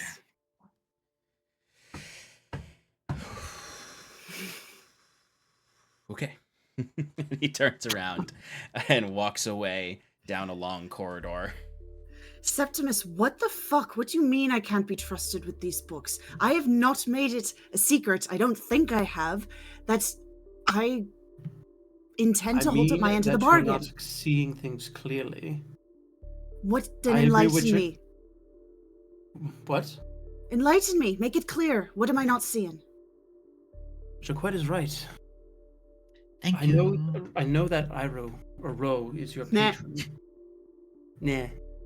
I know Ro is your patron, and that you owe a lot, and pretty much all of your power to him. But he's desperate as well, and not bringing him to the mortal plane, it puts things out of our favor completely. There's so many Why? uncertainties right now. I see it as he's scared. He's what I don't understand the risk. Okay, there are just like some general laws of the universe, right? Let's think of the modrons, right? Don't fucking patronize me, Jacquette. Just say it. You can't trust a fae, you can't trust a fiend, and you can't trust a single pretty girl. You just can't. They're Well, always that's- after something. And robots are completely fine then, and as well as cat people too, right? Whoa. First off, that's extremely racist, Fyrn. You just said you can't trust a fiend. What do you think I am? You're a You're tiefling. the spawn of fiendish power. You're not a fiend yourself. You're still a humanoid, an Alma. Ro is not. Well, technically he is, but What do you mean? He's a devil. They don't have souls. He would, And I'm pretty sure he lost his soul when he became a didact, a leader of the Hells. Right? Or am I Is that mistaken in that understanding? You asking me? God. No, we're My asking question- God. My question for you, I'm asking the 3 party members. what I'm asking you is, where in all of our adventures has there been a single powerful entity that has been willing to help us? All Sigil? of them have their own agendas. Sigil, despite all my mistrust around him, seems fairly forward and upfront. He's asking for our help. He needs us right now. I kind of think that we forced our help on him. I mean, he did ask for our help in a number of things, but I think we seem to be more willing to come to his aid because he's a stabilizing force. Whereas Would you the call other... Saskia a stabilizing force? No, not at all. And I mean no disrespect by that, Saskia. I'm being serious here. You are not a stabilizing force. You're an element of chaos generally, which I love that about you. I do. It's very endearing. But my problem is not with you. Or you, he says looking at Fyrn. My problem is with Ro, who has been trying since I started my journey here, weirdly, to worm his way into our group. Maybe it's because he doesn't want to be, I don't know, he doesn't want to be a leader anymore. He doesn't want to do this job. Maybe he's trying to sever some sort of pact of his own. And maybe this is the first step in helping free him of that. I don't know. Put yourself in my position for a second, please. Just Sure. There was something that I needed to know about myself in order to move on. He gave that to me. I found out about whatever it was, or what I needed, who I was, who I used to be. That's not me anymore, and I know that. But now I can tie a neat little bow around that. Right? And I can stop wondering about it. And I can move on. I couldn't let it go, but now I can because I know, and he gave that to me. Did he give that to you? Or did he help you get there? Which we could have done too. Is that You what make you're it really seem pissed like he about? gave you a gift. Like he Okay, handed to you Jacqueline. wrapped. How would you have gone about gaining her memories back? What would you have done? I wouldn't have gone to an extraplanar creature, a devil, notorious for That's making not an deals that answer. screw people over. I'm not done yet. I can be long-winded too. A devil notorious for screwing people over in deals. I would have done some research, or had Septimus and Bruce do some research, or Lucas, or literally anyone else but me. We would have figured it out. A real point of clarification for you, Saskia. You had 0 leads. Ro did give you the leads to get your memories back. He did do the digging to help you find your memories, just to make sure you got it and everything loaded in your own barrel against our note taker. He did not wrap the gift for you, but he did give you a scavenger hunt to find the gift. Saskia, Thank you. I understand you feel indebted. But look me in the eye now. Do you believe that he gave you those things out of benevolence? On some level, yes, but I also understand that there was something in it for him, which is what I... At least let me research it. Let me find out information. Isn't that what you wanted to do earlier? If you think you want to get Saskia out of this problem, then shouldn't we know everything we can know about devils? No. Not if it brings her closer to fulfilling his goal. I'm sorry. I don't think it's a good idea. Are you worried that if we open this gate that it leads the way for Enkranash? Is that what it is? No. No, Enkranash is his own problem, and quite frankly, it's much more black and white with him. With Ro, none of us know what's going to happen. We know with Enkranash, he will usher her out about, maybe not the end of our plane, but the end as we know it. With Ro, he could come back to be immortal. You're right, he could do that. Or he could do the exact same thing Enkranash is trying to do, but instead he's doing it through subversion. Does that seem like the Reveler? No, it doesn't. And I can admit that. But you can't trust a devil.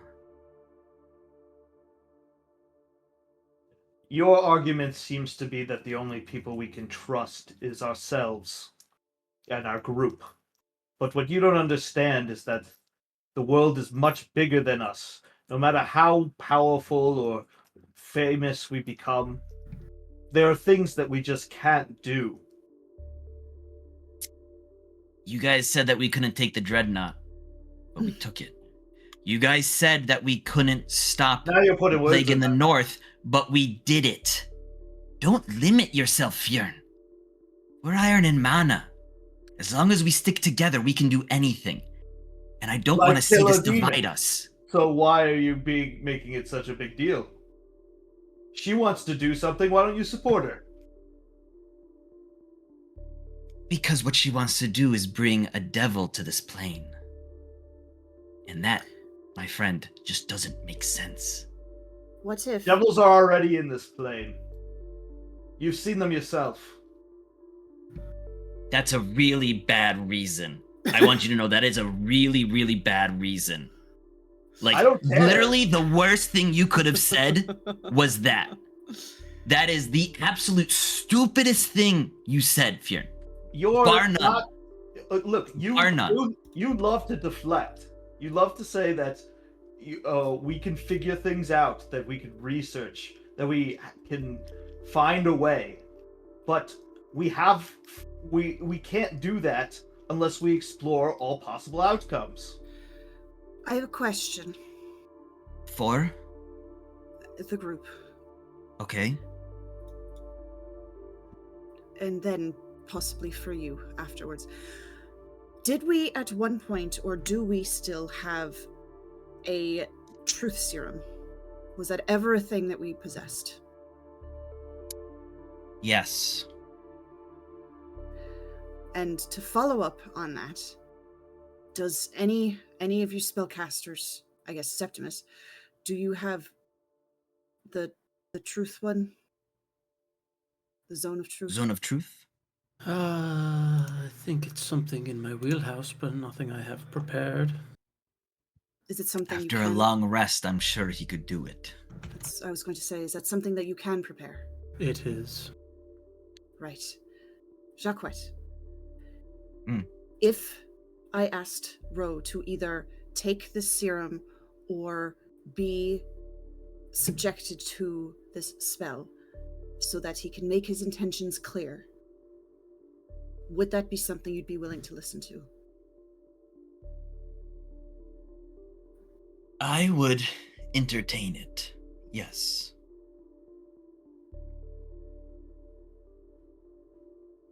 And who knows, it could be enlightening for me as well, but I feel like Specifically, sorry. it would be enlightening for everyone. And I do understand all of your areas of concern, and I feel like both sides don't have the entire story, and I think this would be a way to level the playing field so that we can move forward, because right now we're at an impasse.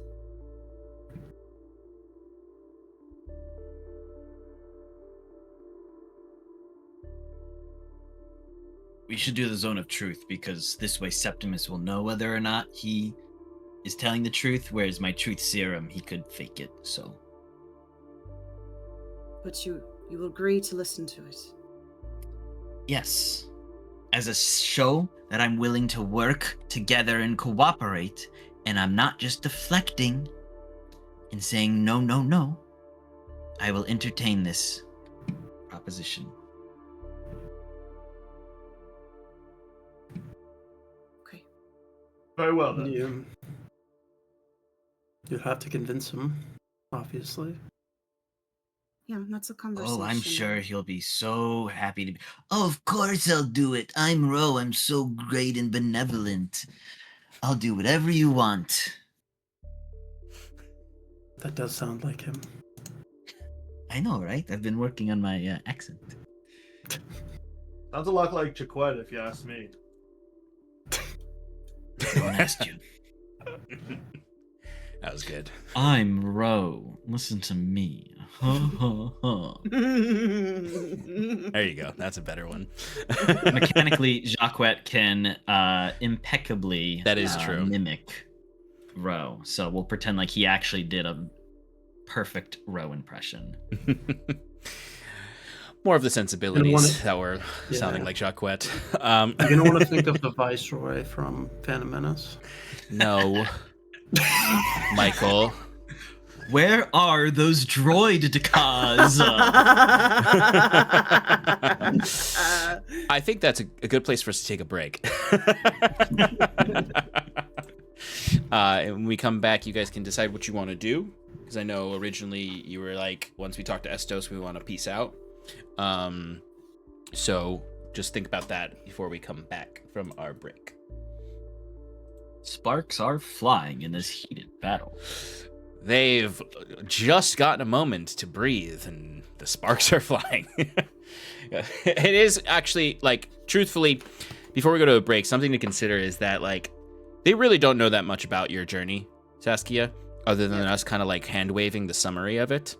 Like, so it is certainly, like, to think about it in terms of, like, you know the details, but, like, you guys have not unpacked the feelings of Saskia being gone, and then also Septimus's resurrection, and then also the whole, like we said, like, it was only a couple days before the Encarnache encounter that Sass even returned. So it's been a tough week. That's true. It's been one week. We're all paranoid as hell. Yeah.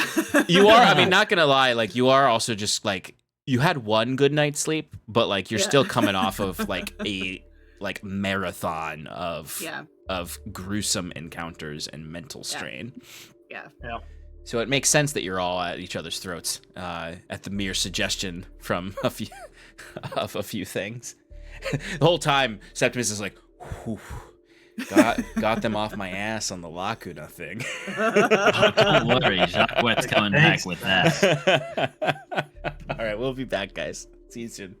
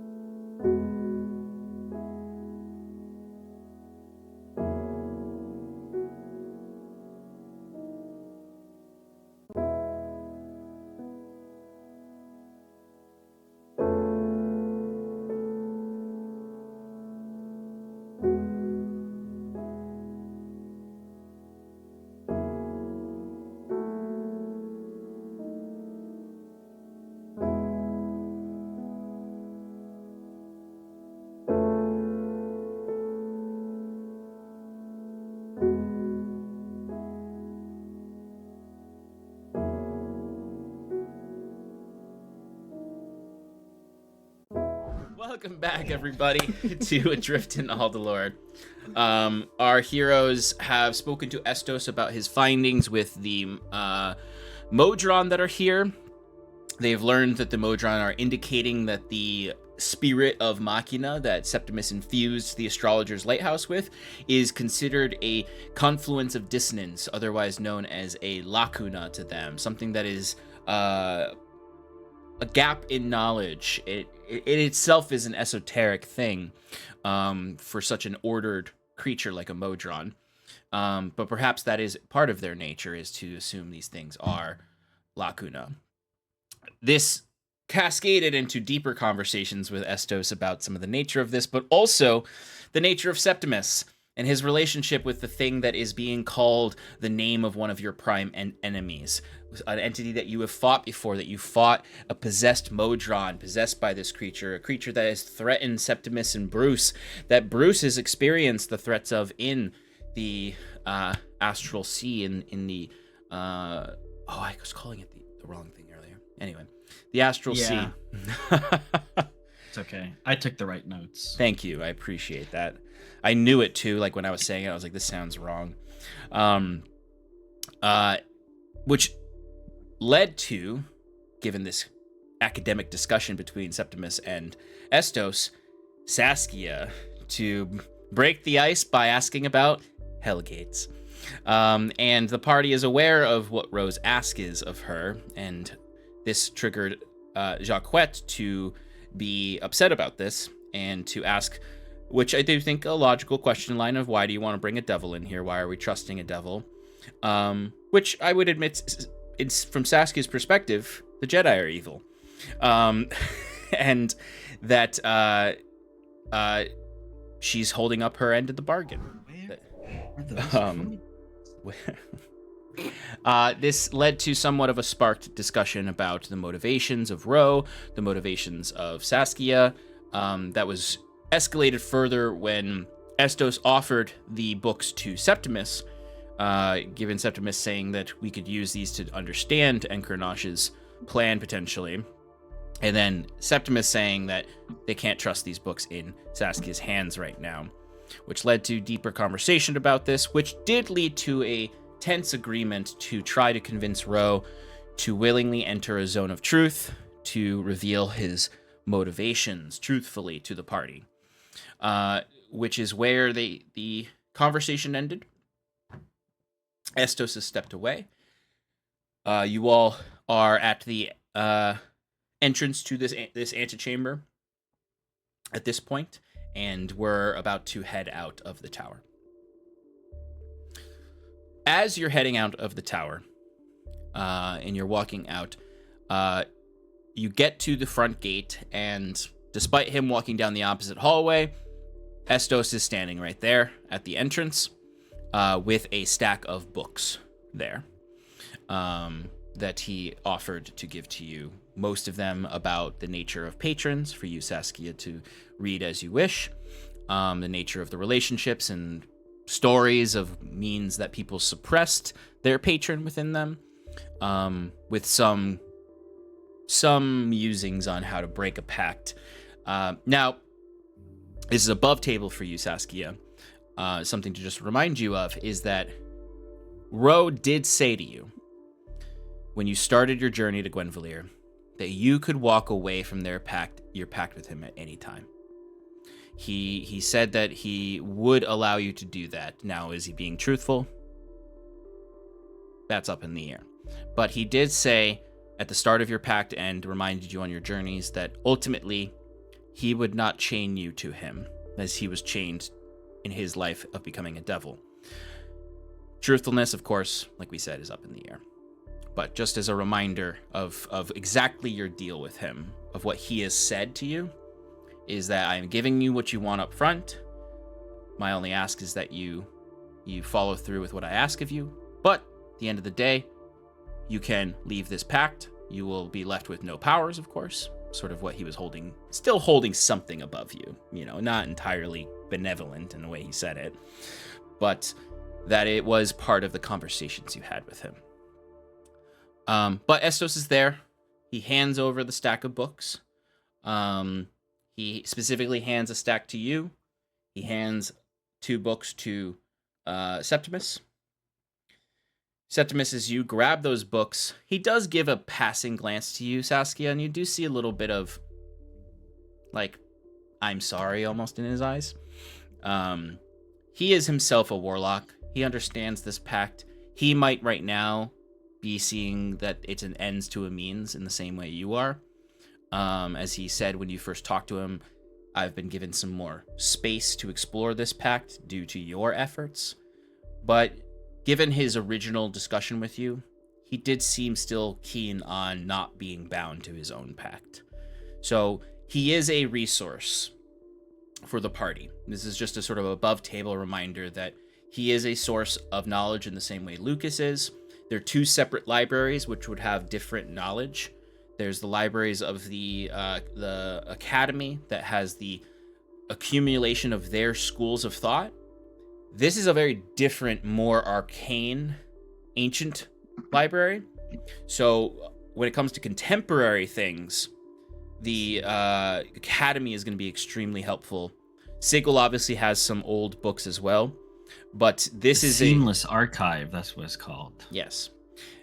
Sigil has his own access. Thank you. No, you do. You get bonus points. He has a different place of research. Now, the way I want to make this clear is that the academy is like a naturalist's haven. If you're looking for things about inquiry in terms of like the scientific method as it is nascent in this world, or, you know, some of the other things like humanities, as well as art, Hyven is going to have a lot of abundant information. Sigil is going to have esoteric knowledge, things that are a bit obscured in society. Estos's library is purely from the perspective of wizards. Purely from the perspective of wizards, which means it might dabble in places that are taboo, darker, compared to what Sigil and the Academy has. So in your own purposes of inquiring to your sources that you have, think of it in those terms. If you're looking for something that's a little bit more nefarious, you could even say, or mischievous, there might be more interesting things in his libraries there. Considering the types of things that you witnessed were the results of the experimentations of these wizards. With knowledge of like missing deities like Ladon and Pescos, which were not particularly well known in other parts of the world. But anyway, when he hands these books to Septimus, he pauses as you put your hands on it. He doesn't immediately release them. As he would look to you and say, if I were to give advice to a cleric from a wizarding perspective, I would advise that you increase your own skepticism and curious questioning to your patron. There are always things gods and ordaining wills will keep from those they seek to do their bidding. And he does pass a glance to Saskia. I've kept my skepticism up since I've returned from learning the truth. I'm sure that there's much more for me to understand about these beings. And I will continue to learn. But so long as their power runs through me, I intend to use it to the best of my ability to do what I think is right, despite what they believe is me being a tool for them.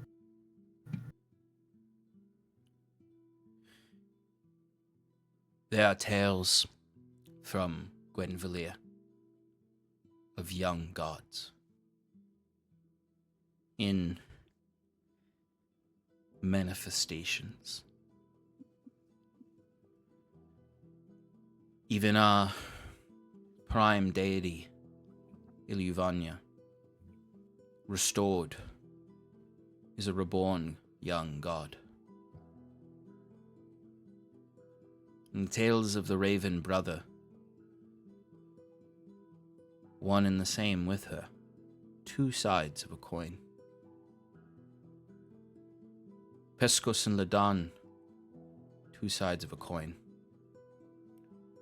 If your deity is truly fractured, perhaps there is something to be understood in that fracturing. And what it reacts to. Why is it the way it is? From what you've told me, it sounds, from your perspective, that these fractures act independently.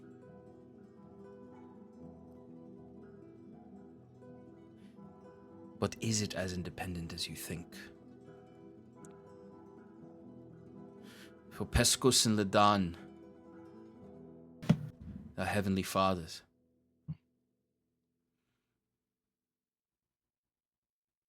are created of this world. They are all gods from our understandings of them. Are not entities that are predestined to have been permanent fixtures of this world. They are evolving masses that respond to us. What is in your heart? If you are this prime chosen one of theirs, what is fractured in you?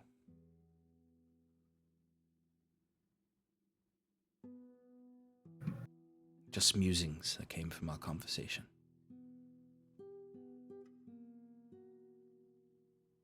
But I bid you all hope, good tidings wherever you go from here.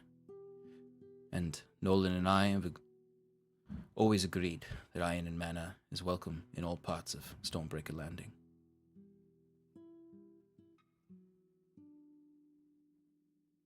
Good luck, Iron and Mana. Goodbye, and thank you for your help. We will be in Au touch. revoir. And he just holds his arm out as the doors of the tower open up for you to leave. Okay. Hasta luego. You see a modron immediately flies in and is hovering next to Estos, and he's just sort of like, Estos, have you discovered anything new that might be interesting for our inquiries and indexing? And you see... Duckwood just laughs at that as he walks past. As you hear an audible sigh from Estos, he says, come, little one. And they wander deeper in as you exit and can head through the courtyard of Modron to head back to the center of the city. Is there anything else that you'd like to do in Stormbreaker Landing? Stopping by one of the Modron, Septimus would walk up to one, whichever one's closest. Mm-hmm. And in his Machina tongue, he'd ask, do you understand me?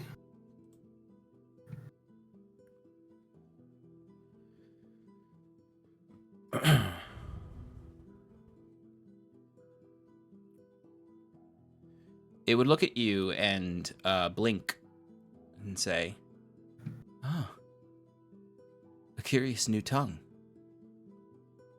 Certainly if you speak longer, we will know and be able to speak back to you in this voice.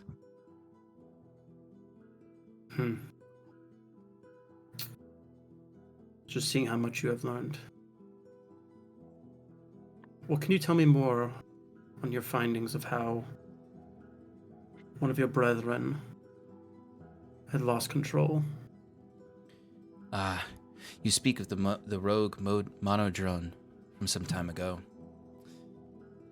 I do. Something strange happened to that little one. As we said before, it seemed to behave more erratically like an Alma, like it had been given some sense of self-determination.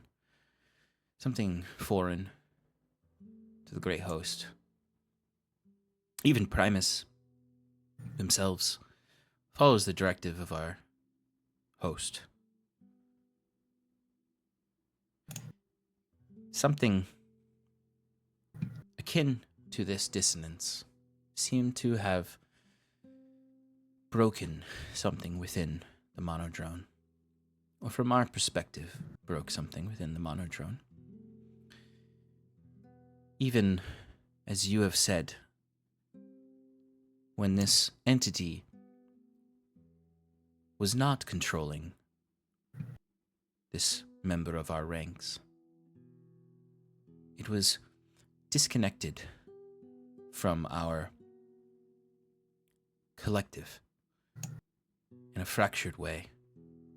We received sparse logs from its mind, able to see a little bit in. Of course, us monodrone all know what our brethren know, and that information is synthesized into the greater ranks of the host for further inquiry. It is not a monodrone's place to discern analysis from our findings, only to find. And this monodrone seemed to develop alien perspective, morality, things that are contrary to our directive.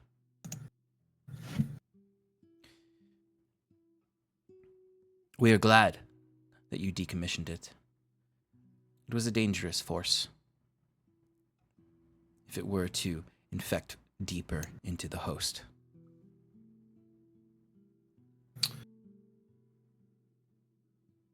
Have you made any preventive measures to stop you or any of these ones succumbing to that same sickness?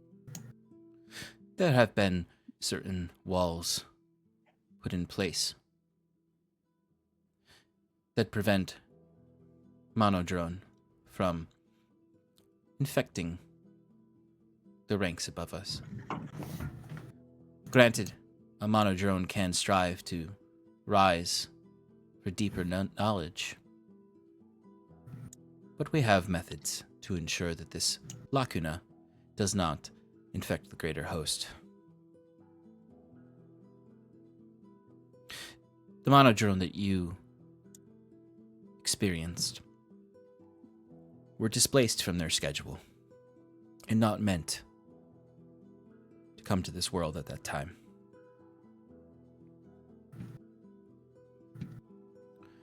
An error that the Primus is seen to never happens again.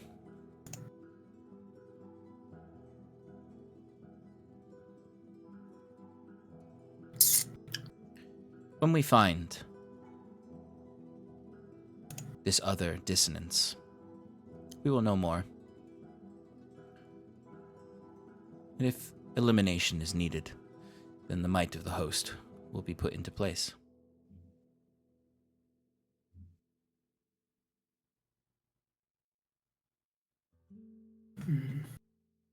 We don't seek elimination. We always prefer observation.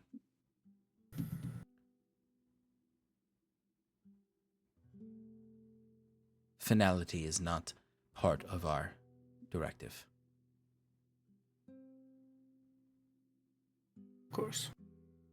Hey, Septimus, what are you doing talking to that stupid eyeball? We gotta get going. Hey, Thank you.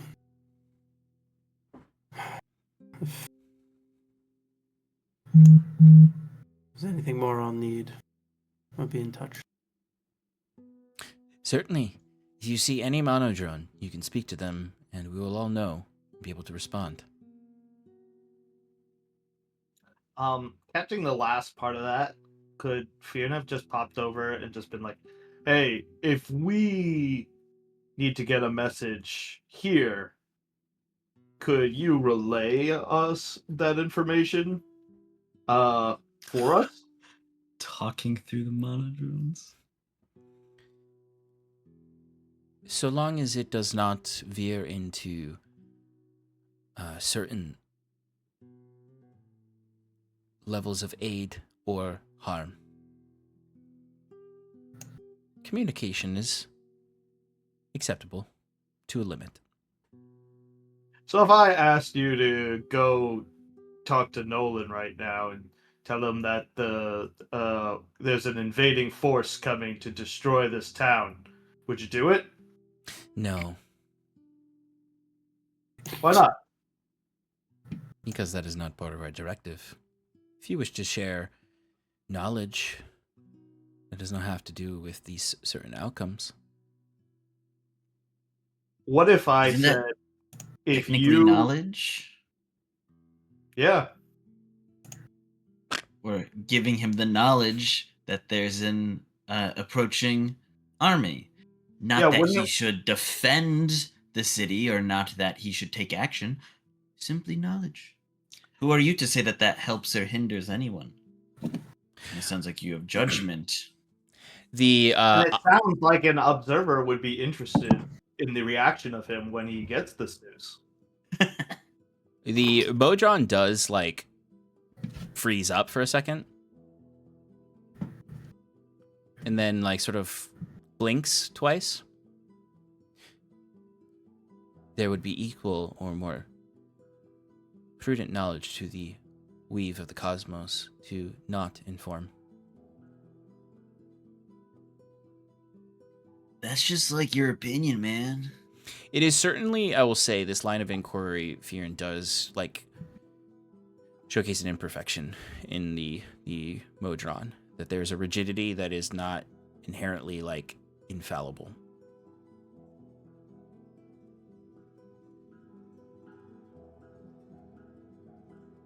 Well, I've exhausted what I needed to know for now.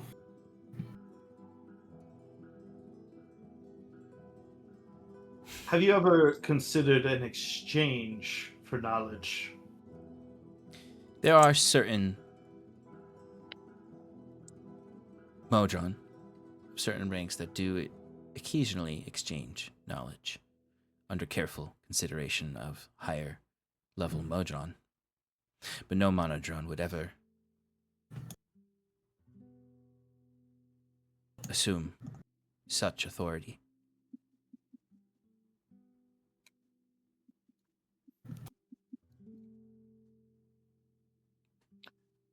Like I said, useless, and I just walk away. Useless. But if you wish to share any knowledge with the modron, we will listen.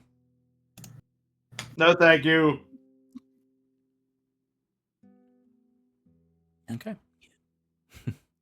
All right, you can head out of the courtyard of the tower and head back through the center of the city.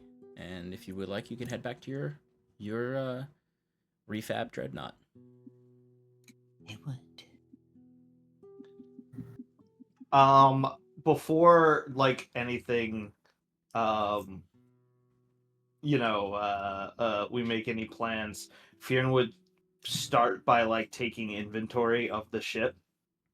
Just like a quick, basically, do a perimeter check, see how many of the Machina decided to stay, how many have left, if there was anything taken off of the ship, what it was, stuff like that. Yeah, it would be quite an endeavor to actually fully audit the ship because it's not, you Right. did not own the ship before. You don't actually really know the full inventory of the ship. Sure, like supplies-wise, he would just take a quick glance, and if I would more than say 90% was gone, he would make a deal out of it. I would say from your perspective, like with the cursory knowledge you have, nothing seems that different. Like any Machina who have not returned to the ship, they didn't seem to take anything.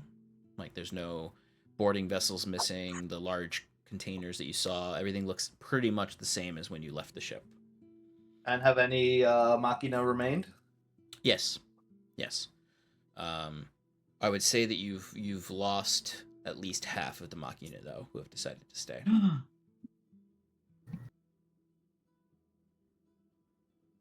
Okay.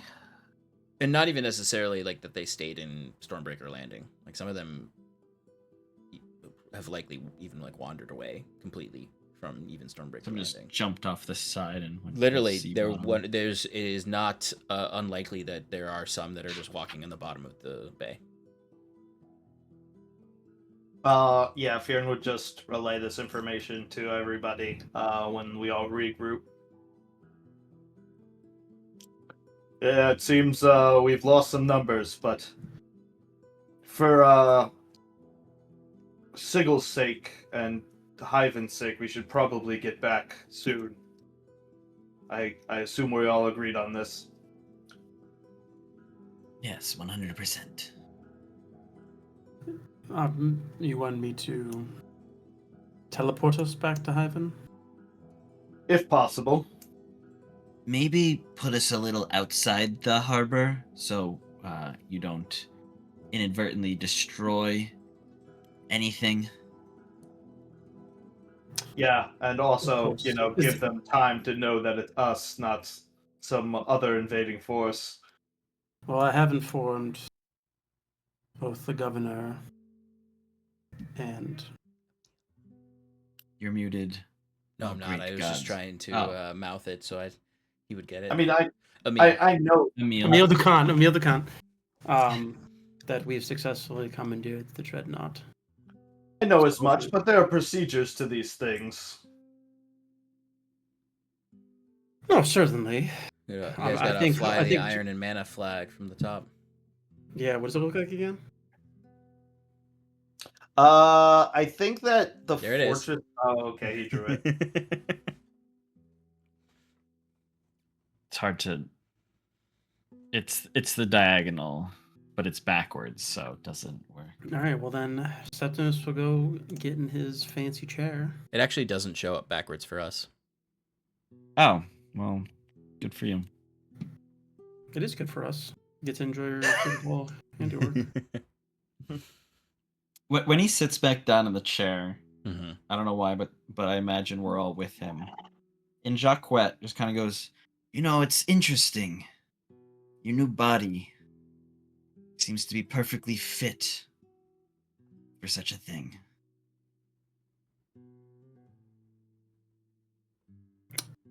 I'm not sure what you're getting at. I just...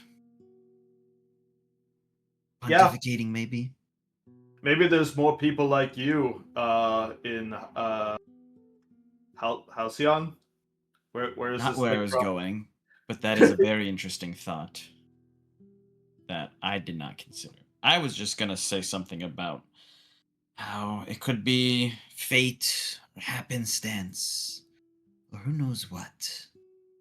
But it's an interesting road ahead of us. Iron and mana. I'm tired of thinking of fate to guide me. I want to tread my own path. Not Cheers be to that, my beholden friend. to prophecies and predictions Can't of higher pause. beings.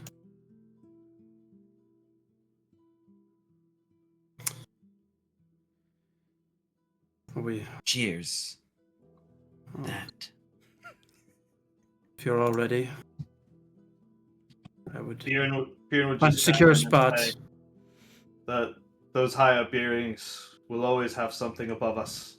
There's no denying fate exists, but we can do what we can to pull the strings to our favor.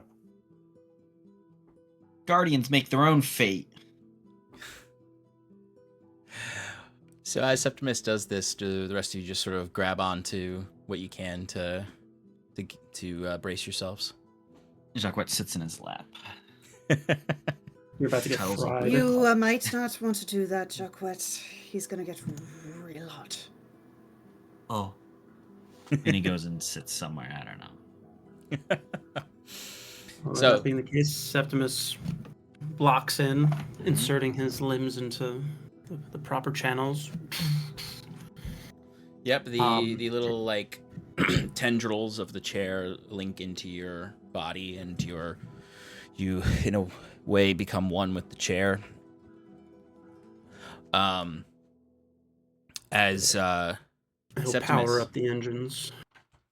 Oh, No, go ahead. uh-oh. No, I was gonna say just power up the engines is probably takes a little bit of time to rev them up. Anticlimactic. There is certainly like a vibration to the initiation of his control of the ship. As Septimus, you would experience that ethereal network again, where your mind is sort of expanded to the ship as well. Although on this occasion, you don't feel as direct of a connection with the machina that you freed from the ship. There is still a tether, though, that you would feel. But as those cilia kind of latch into you, and the rest of you now kind of witnessing, can see like his form does begin to glow from that heat, as it's less like before where he was, red hot, and more like underneath the metal weave of his metallic flesh. It starts to have an underglow to it, and you can see his body immediately reacting to it. It almost looks like there's like a rotation of his flesh in a way, of the individual sort of like panels of it, in this sort of waves that go up his arms from the chair. As Septimus, you see through the ship's ethereal network and can initiate the teleportation.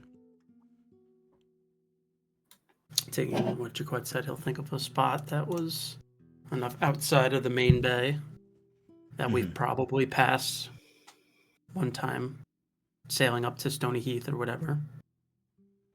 Of course. And he will focus on that point and attempt to teleport. Okay.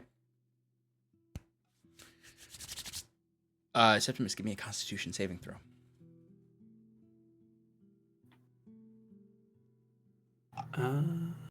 We long rested, right? Yes. Yes. How does exhaustion work when you long rested? You get rid of it completely. He heals one. One, okay. So I'm still at level 1. I don't know if that does anything. You gotta be shitting me. Hey, you got this, buddy. Bardic inspiration. Con saving throw, you said? Yes. 21. Oh, okay.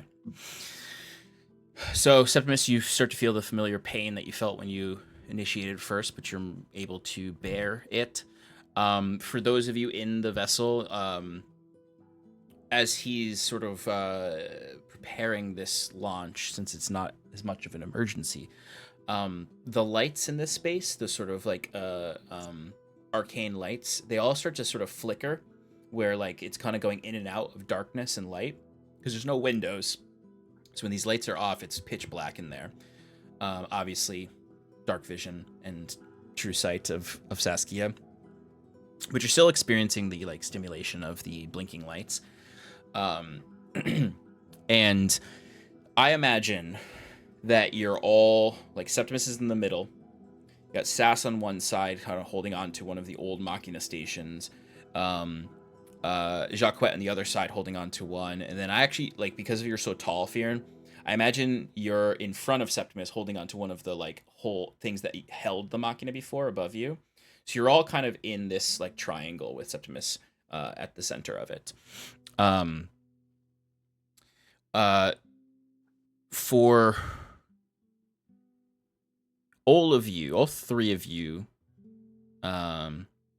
notice this at first.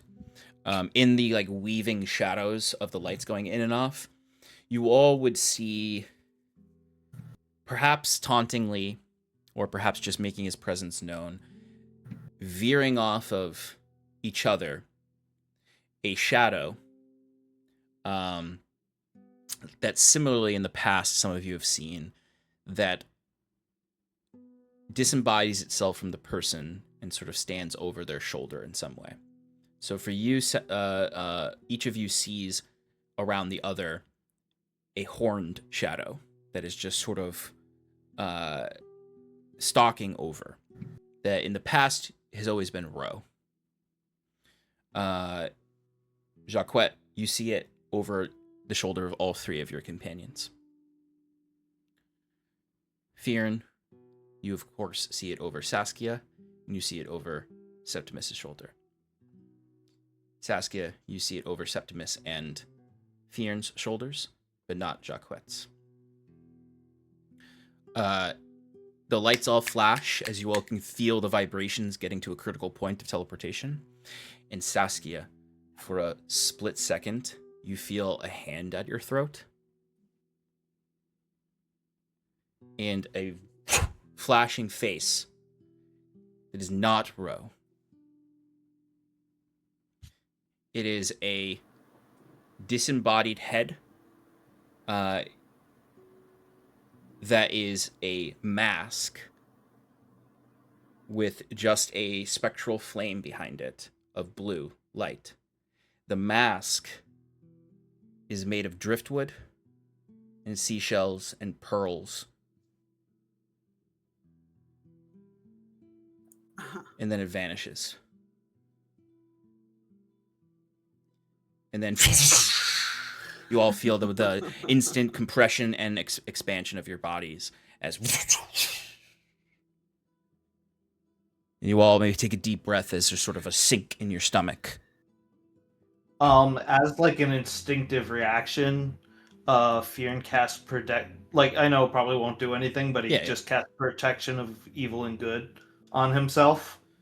As soon as he like sees, you know, the demons hanging over his friends. Or actually, you would probably cast it on Septimus, because he's standing right next to him.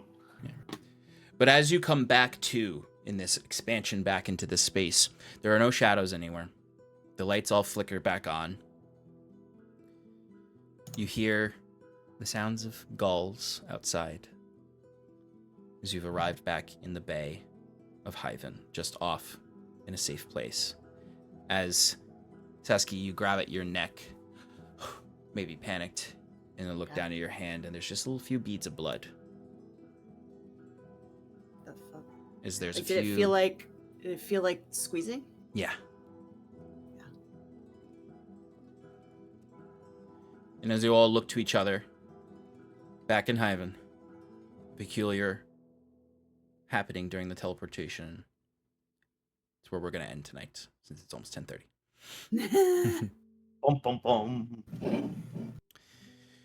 Thank you, friends, for hanging out with us wherever you are in the world as we unravel the various players influencing this chessboard that Iron and Mana find themselves pieces on.